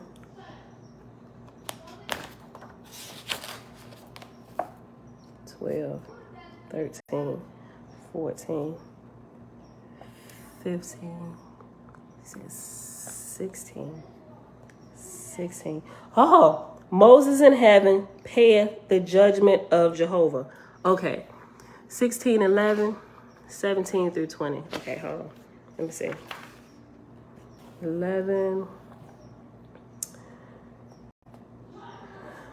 Hold on. What's time we at? Hour and 30 minutes? Listen, I feel like we just need to read the whole chapter. And 17 through 20. It's 56 verses. 17 through 20. This is what we're going to do. Listen, if y'all got to go to work, go ahead and get out of here. I'm my own boss, so I can kind of adjust my time. But I don't want y'all getting in trouble. So we about to read this whole chapter. It's going to take us probably about 10 minutes, all right? Okay, listen, we're going to read the whole chapter. It's a pretty long chapter. It's 57 verses, but we got to go to the end of this because the slaughtering of the lamb it's not sitting right with me because I'm lacking information. All right, so we're going to read it. So let me put my marker here on page 431. Okay, yes, baby. And we're on page 593. Mom. Yes, baby. You about to be done. Yeah, give me a few minutes. Go sit in my room for a few minutes. Okay, well then chill out, sis. Hold on. Okay. Moses in heaven payeth the judgment of Jehovah. That's a subtitle under chapter 16. Hamonastas, one of the chief marshals of God, and for the heavenly city of paradise, came before the throne, duly saluting and saying, O God, son of Jehovah, I would speak before thee. God said, Speak thou, my son.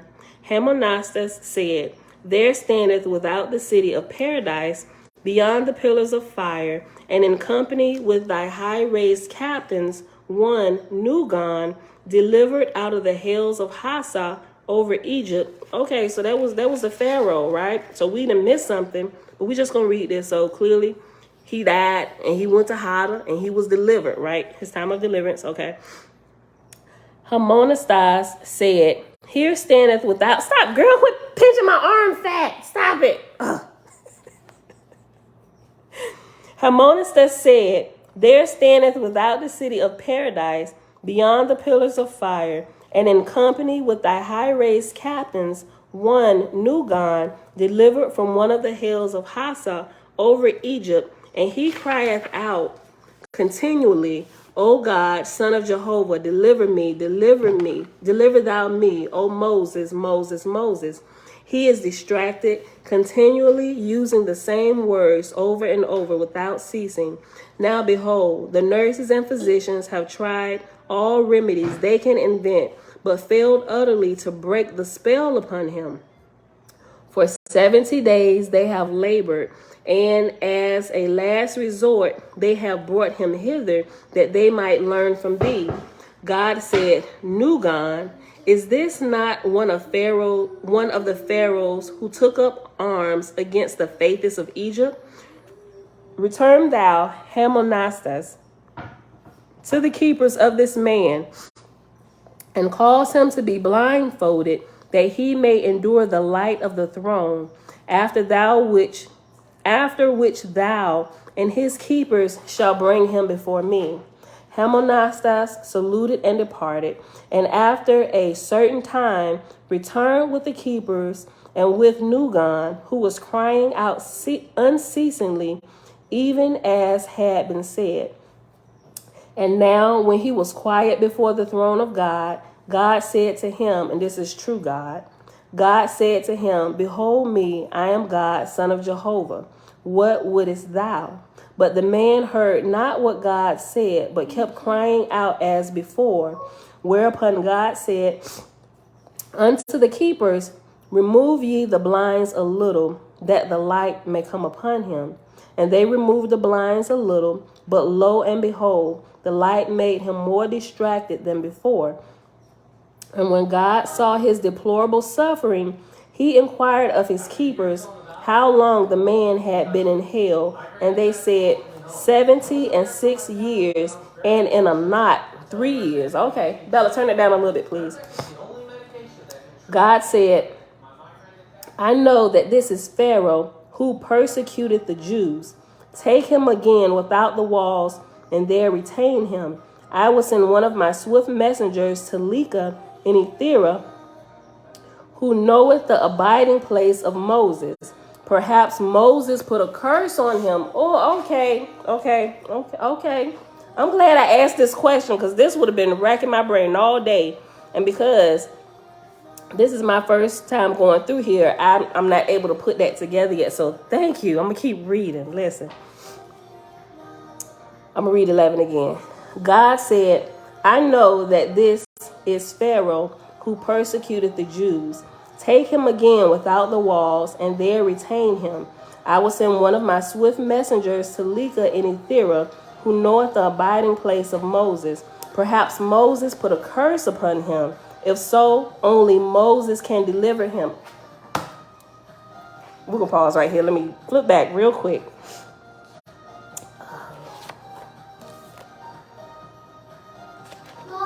He said something else.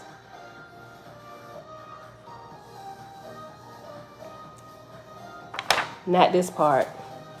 I think he told him don't come before his face no more. Hold on. He said something.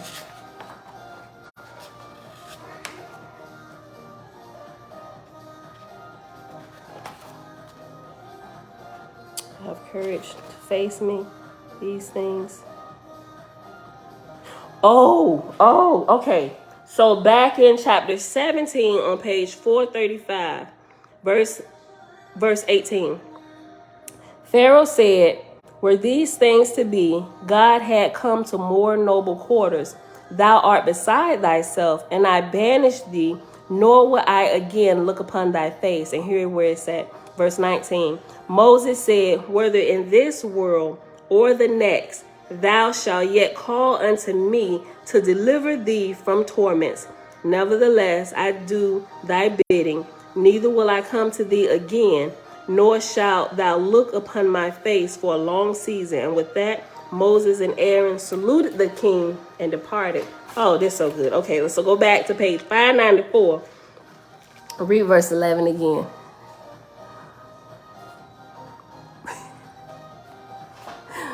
When I first read about Pharaoh, I laughed so hard at him. Verse 11.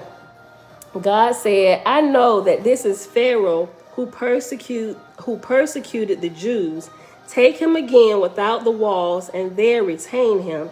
I will send one of my swift messengers to Leka and Ethera, who knoweth the abiding place of Moses.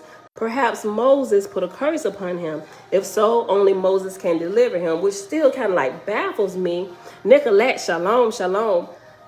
Because he Israel, he was allowed, clearly I know you can do it, right? Clearly it must have been within the bounds of the laws and stuff that Moses understood to just put a curse on Pharaoh, just going about his business and still be off up in Etherian atmosphere somewhere, living his best life, growing. I just see, I'm lacking. I'm the one lacking information. Listen, perhaps Moses put a curse on him. If so, only Moses can deliver him. And the keepers took the spirit, Nugon, or Pharaoh, without the city as commanded by God. And God sent to Heroponitis, sister of Raban, a swift messenger in an arrow ship of fire to the Etherian worlds, to Gusa Wanicha, to Leka's sojourning place at that time, commanding her to lay the matter before the Nirvanian chief, Leka. Hereupon the report continueth in the words of Heroponitis, that is, and it's reference number 15. So 15 here says, that is, these are her words to wit, in not many days' time I came before. So let's go back up. Verse 13, page 594. Hereupon the report continueth in the words of Heroponitis, that is, I came before Jehovah's throne, whereon sat Leka. And it has reference number 16 after Leka, and it says at the bottom, Leka, through whose Etherian provinces the solar phalanx was now traveling, and I told. Let's go back and read it again. Verse 13. Hereupon the report continueth in the words of Heroponitis, that is, I came before Jehovah's throne, whereon sat Leka, and I told him the story of Nugon. Whereupon Leka, son of Jehovah, said, let my reporters of destinations go find Moses, and if it be that Moses put a judgment on Nugon, then must Moses return to the lower heavens and deliver him. The justice of Jehovah reacheth to all time and place. Okay. We can keep reading. A judgment. He calls it a judgment.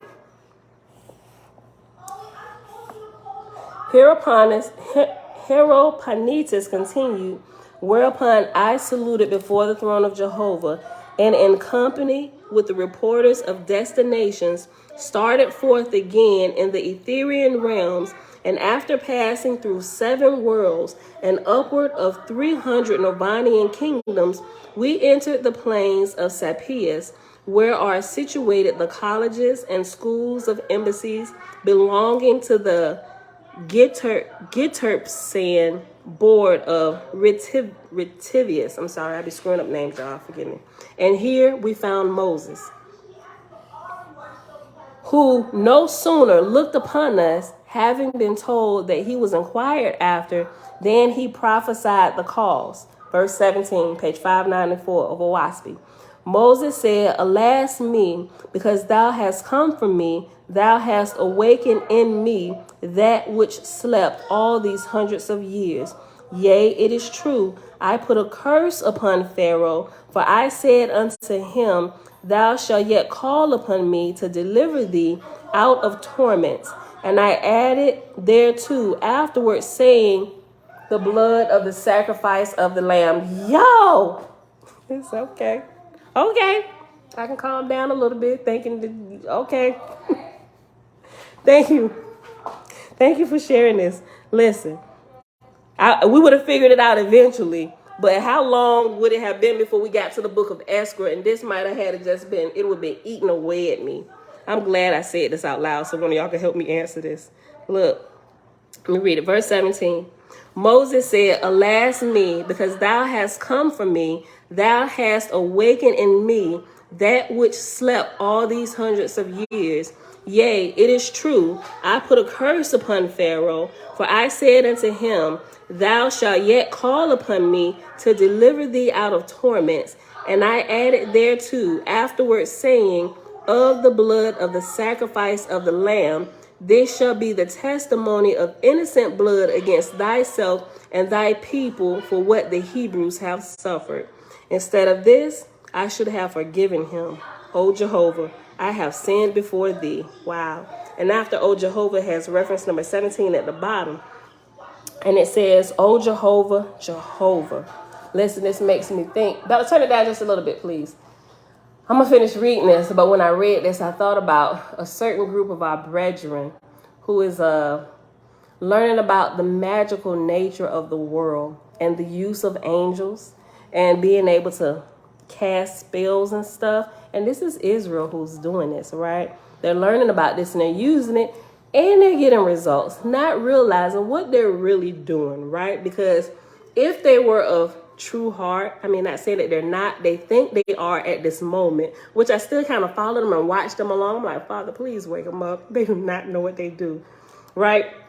They are not. And sometimes when you try to say something to somebody, it's like, get out of here. We found the power, our power, and it's working. I'm just like, man, y'all gonna regret this when you get to the end of this. Like Moses just has said, I should have just forgiven him, right? Just remember, non-resistant.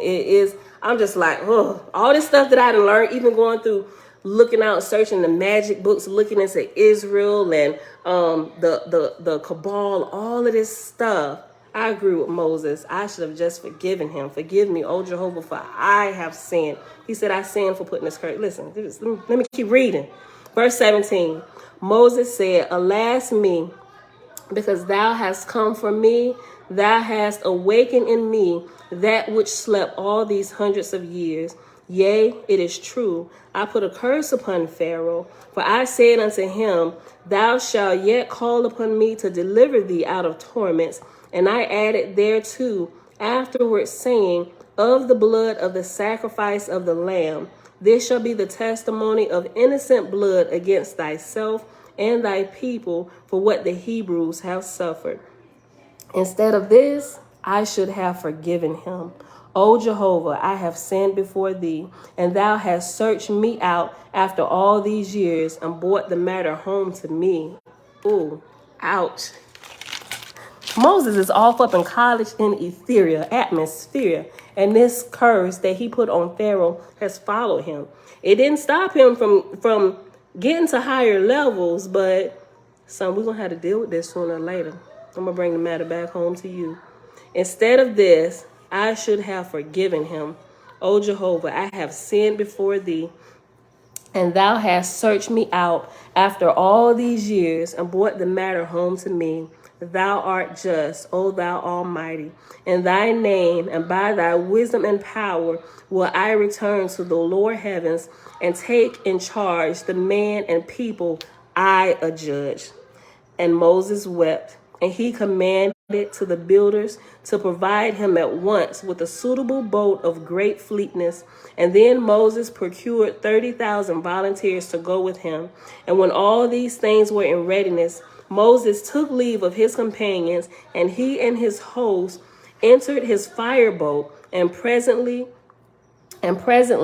our two vessels were underway as if in a race for the red star, the earth.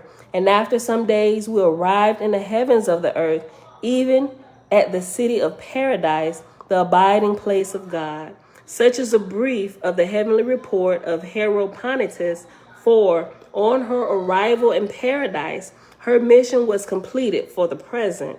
When it was known in paradise that Moses was coming, great joy was manifested, for God and the Holy 11 and the Holy Council all desired to see Moses. And God commanded the full board of marshals and also the musicians to go without the capital and meet Moses and escort him before the throne. And they accomplished these things, and Moses came before the throne of God, saluting in the sign, judgment of time. And God answered him under the sign, thy labor is our joy and glory. And God said, in Jehovah's name, O Moses, come thou and honor my throne. And Moses went up and sat on the throne on the right hand of God. And Moses said unto the holy council and to the holy 11, your God, shall be my God. In his love and dominion, I am cast by Jehovah's will to deliver those that have been suffered from me and my words. Wow, y'all. Goosebumps just flooded through me. Oh my gosh. Your God shall be my God. In his love and dominion, I am cast by Jehovah's will to deliver those that have suffered from me and my words. God said, shall we not have a day of recreation first? Moses said, nay, till I have delivered Nugan, that was Pharaoh, there can be no peace. Suffer therefore thy marshals to go to the keepers of this man and bring him before this throne. And now again, after a while, Nugan was brought in, all muffled up, to keep the light from hurting him. And he was still crying out, O God, Son of Jehovah, O Moses, Moses, Moses. And when Moses beheld this, he was nigh overcome by the pitiful scene. And Moses brushed away his tears and rose up, raising his hands to Jehovah, saying, Light of thy light, O Jehovah, power of thy power, O Jehovah, deliver thou him whom I accurse. Put his grief and sorrows upon me that have sinned against him. Here we go. Keep Niagara Falls from flowing. Oh my gosh. Listen, why y'all tell me to come to this chapter? Ooh, hold on, y'all. Listen, okay. Y'all know I'm a crybaby. Shoot. It made me think about, dropping my pens and stuff. Maybe, you know how, oh my God, I got to get my whole life together. Mom. Mom. Yes, babe. Don't watch your video. Hold on, I'm almost done. Oh my goodness. You know how you be talking to some people and you be trying to share with them the truth that you've learned. And it's like they still thinking you like off up in a cult or something. And they like brushing you off. And it's like, fine then, I'm gonna brush the dirt off my feet. And then you deal with this life the way you deal with this life. But don't say that the great spirit or God ain't never tried to deliver you and wake you up, right? That whole attitude. Father, forgive me. Listen to what look, oh my gosh, look, okay. Verse 30, page 595. And when Moses beheld this, he was nigh overcome by the pitiful scene. And Moses brushed away his tears and rose up, raising his hands to Jehovah, saying, Light of thy light, O Jehovah, power of thy power, O Jehovah, deliver thou him whom I accurse. Put his griefs and sorrows upon me that have sinned against him. A mantle of yellow light, cloud-like, descended upon Moses as he stood transfixed before Jehovah. All the place was as still as death. The blinds and muffles on Nugan fell off, and he stood silent and motionless, gazing with fixed awe upon the holy scene and upon Moses on the throne of God. The Spirit of Jehovah moved upon the holy place, and the musicians felt the power. It was the light of one who was mighty from the Ethereal worlds. Gently, then the music of 10,000 voices fell upon the holy audience, first mild as if far off, then louder and louder as if coming near, till soon the words of the anthem proclaimed Jehovah's praise. Nugan turned not his eyes from the glory of Moses and the Ethereal mantle, for he knew Moses, even as if it were but yesterday they parted in Egypt on the earth. Slowly now Moses lowered his upstretched arms, and his hands were brilliant like yellow fire. And Moses said solemnly, All praise to thee, Jehovah, Eloah. Thou art just, thou almighty creator. Nugan added, For through him is all deliverance, worlds without end. And thy praise will I sing forever, O Jehovah. Hold on, let me go back. Nugan speaking. Pharaoh is speaking. Listen. Nugon added, for through him is all deliverance, worlds without end. In thy praise will I sing forever, O Jehovah. Thou, most high God of Moses, my deliverer. Make me strong, O Jehovah, that I can look upon him whom I persecuted and abused. Then Moses looked upon Pharaoh, Nugon, and said, these things had to be. Thou wert the last of the prime, Thou wert the last of the pyramidal age of man, and I, the first founder of the migration of the righteous. All things are done by Jehovah in his own way and time.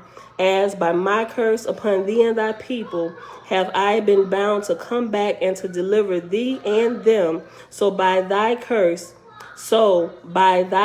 against Israel shalt thou now return down to the earth and labor to lift up Israel. For Israel hath fallen from communities and hath taken to kings after the manner of the heathen and the idolater. Her people are divided and broken up. I am going to get through this. Hold on, y'all.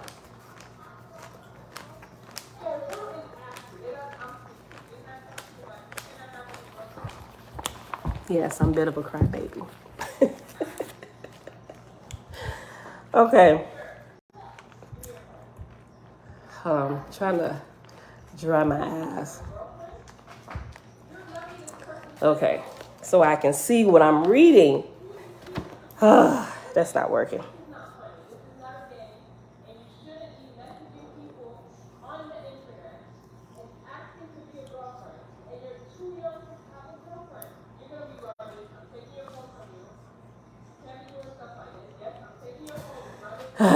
Okay. Verse 40, page 595. For Israel hath fallen from communities and have taken to kings after the manner of the heathen and the idolater. Her people are divided and broken up, and many of them have become worshippers of the false gods, Baal and Ashtaroth. I thought I was good. Hold on. Give me a few moments.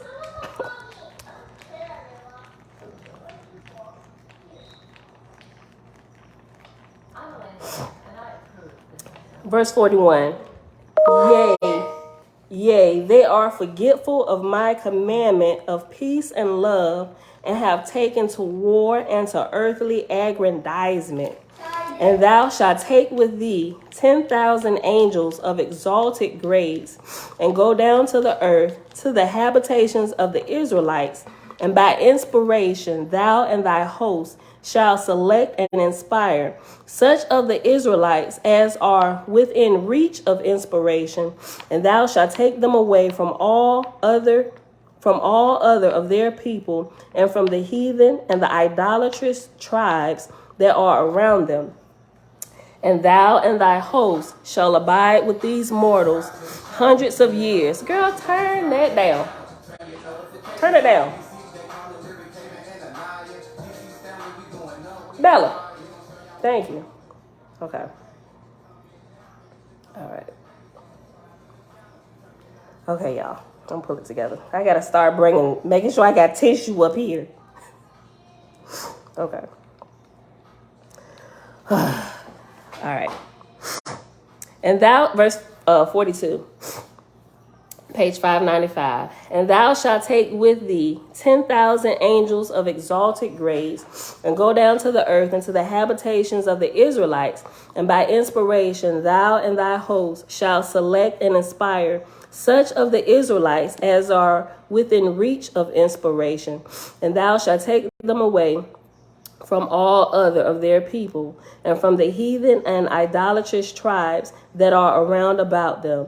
And thou and thy host shall abide with these mortals hundreds of years, reestablishing them in peace and non-resistance. Me and my whole gun stories. Oh my God, I asked for this today. I really did. I asked for this and all my questions on why I can't carry my gun around. Oh, you're not a faithist? Where's your faith in the Father? Hold on. Listen, get thee behind me, Satan. Listen, okay. And thou and thy host shall abide with these mortals hundreds of years, reestablishing them in peace and non-resistance after the manner of the doctrines in the Essene worlds. And thou shalt call them Essenes, that they may be distinguished from all other peoples. Okay, so it's two letters here. After Essenes is H, and after other peoples is I. So let's go and let's read them. Let's find the end of this chapter real quick. Eskra.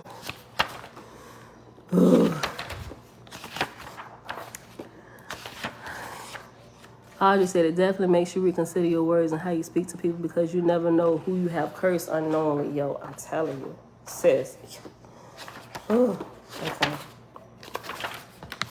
Book of Eskra. Oh.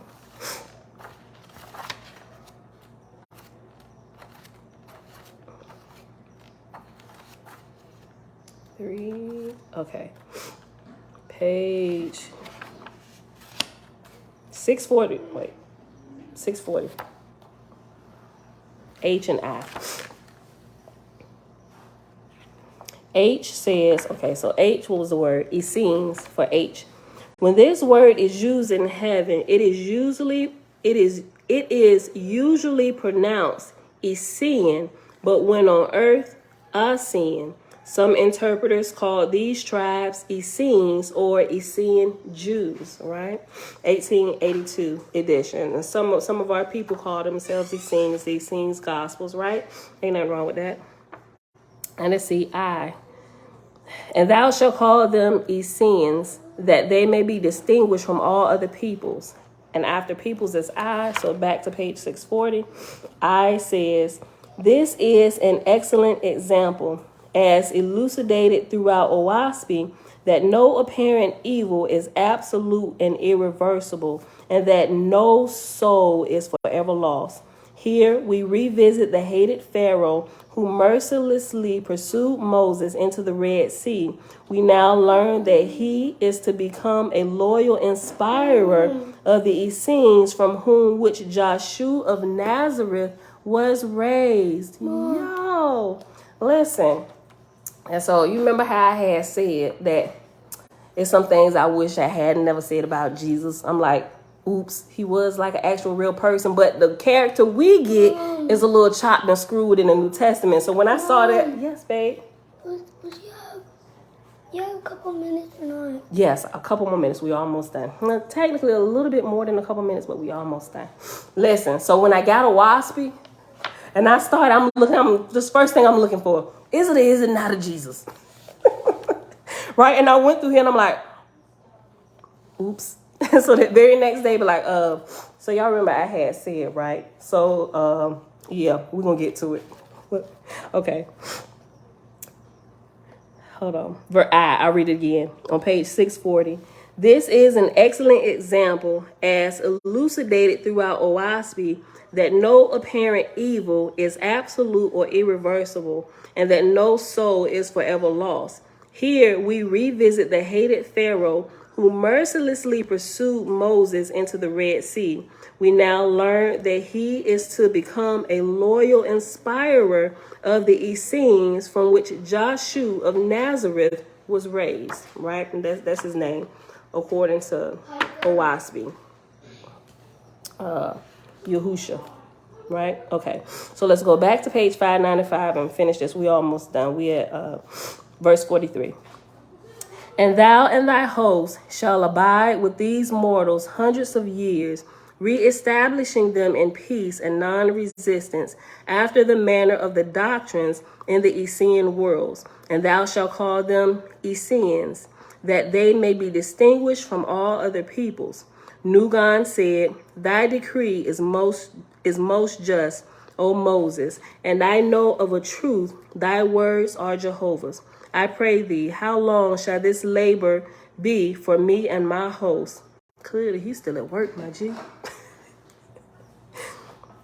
Moses said, some hundreds of years, until thou hast raised a light sufficient unto Jehovah, that peace and love and the doctrine of good for evil be again reestablished from the blood of the Israelites, even as by the blood of the Lamb I delivered Jehovah's people out of Egypt. Clearly, Pharaoh is still working to this day. You know what? He might have been the one that telling me, Pam, put your gun away. Pam, put your gun away. Listen, yo. Okay. Verse 46, page 595. Malachi Maccabee, salute. Listen. And when thou hast perfected the generations of the Essenes, thou shalt have sent to thee from the throne of God certain Lewis, and they will labor with thee until an Israelite is born into the mortal world capable of the Father's voice. Nugan said, hear me now in my plea, O Moses, thou son of the Most High. When I died as to the earth and entered heaven as to these worlds, I found my kingdom as to what was before me in heaven waiting for me. And they were miserable, being beggars and slaves and idiots because of the slavery I had put upon them in the earth life. And I could not escape them or put them aside. If I went away objectively, then subjectively I remembered them and was drawn back to them.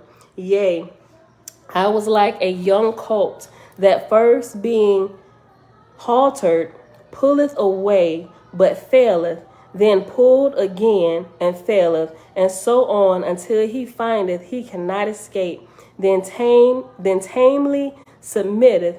Even so was I bound to my kingdom, and obliged in the end to yield and become a slave unto them to provide for them.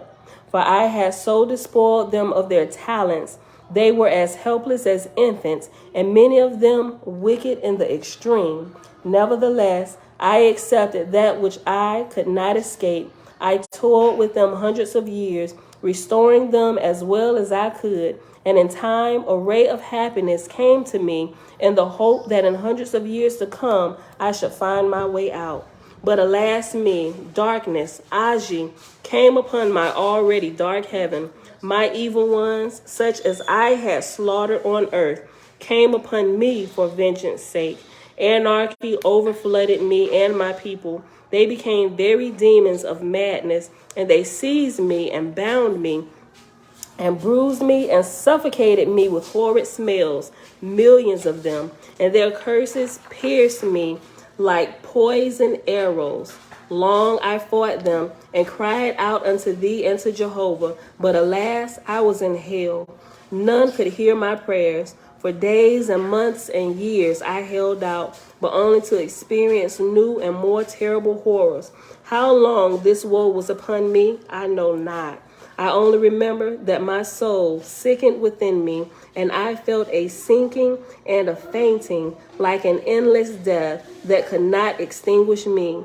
To me it seemed 10,000 ages. Suddenly I find myself here, distracted before thee, thou holy Son of the Great Spirit. Whence came I? What hath occurred? Or is this but a spell of a delirious dream? And will I relapse again into yonder terrible nightmare of horrors?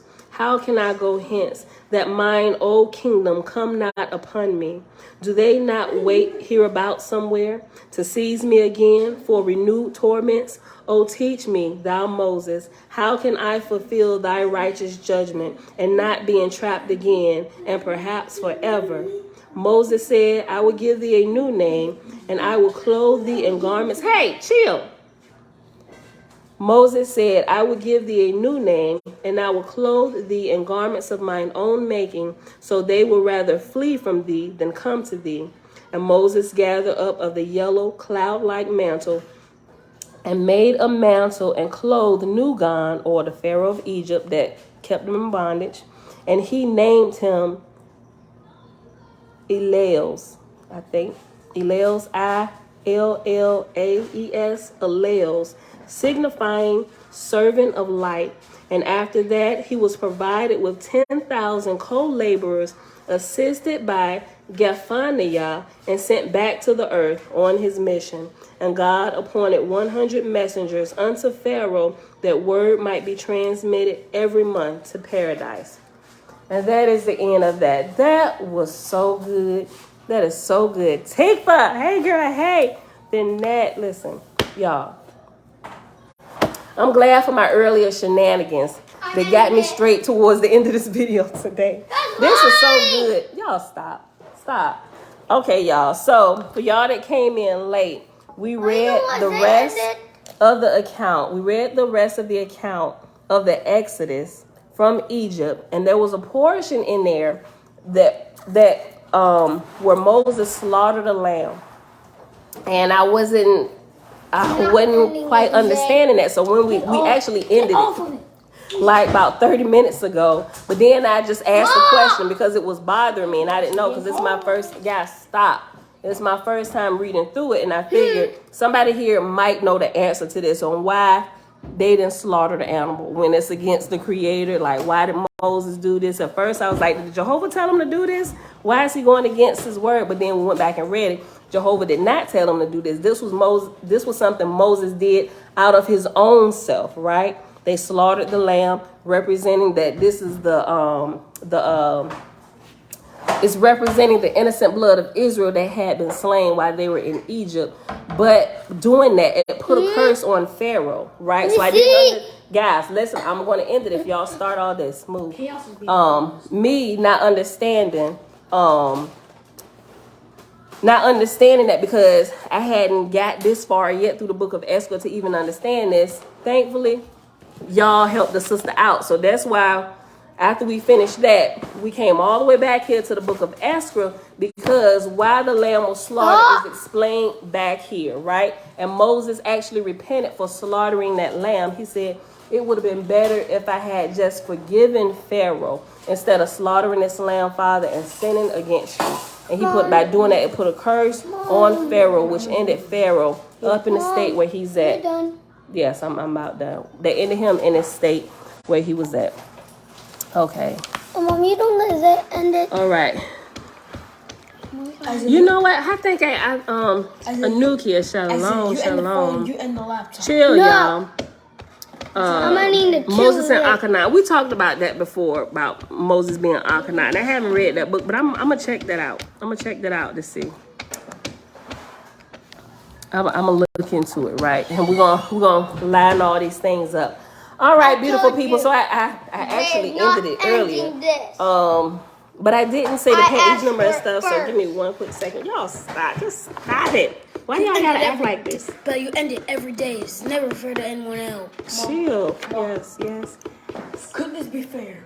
Isaiah ends the phone, Bell ends the laptop. Listen, first of all, this is my video. I can end it. Well, didn't do that. Proud of you, little boy. Well, I usually say Page 4. Okay.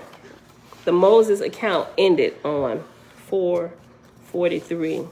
And then, what is this book? I'm going to put this in here. It's the book of Eskra. Matter of fact, I'm going to make a little post. And I'm going to put this in here, referencing this book. Book of Eskra.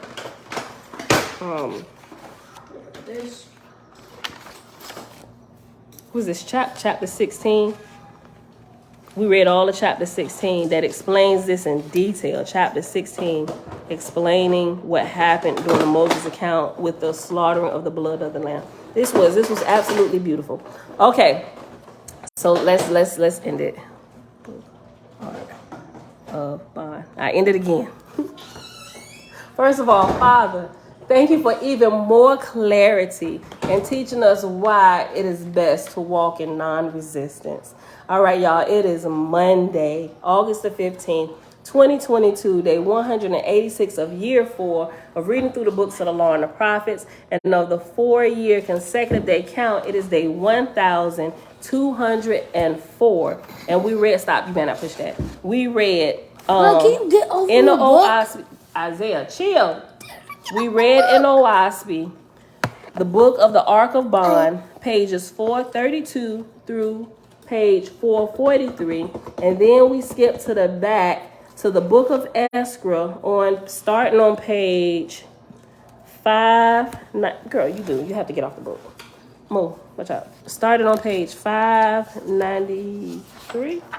Yeah, chapter 16, which starts on page 593 and goes to page 596.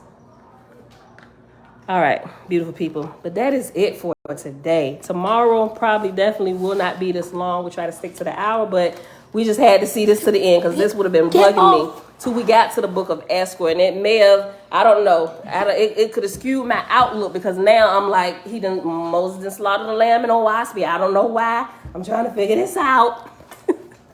Right. All right, y'all. So love y'all. Lindsay, y'all. Shalom, shalom. Hold on. Listen. I want you to move. I already told you no. All right, y'all. As soon as I end this, we're going to have a little conversation. All right, y'all. I love y'all. I will see y'all back here tomorrow morning, bright and early, 7:15 a.m. Eastern Standard Time. Peace.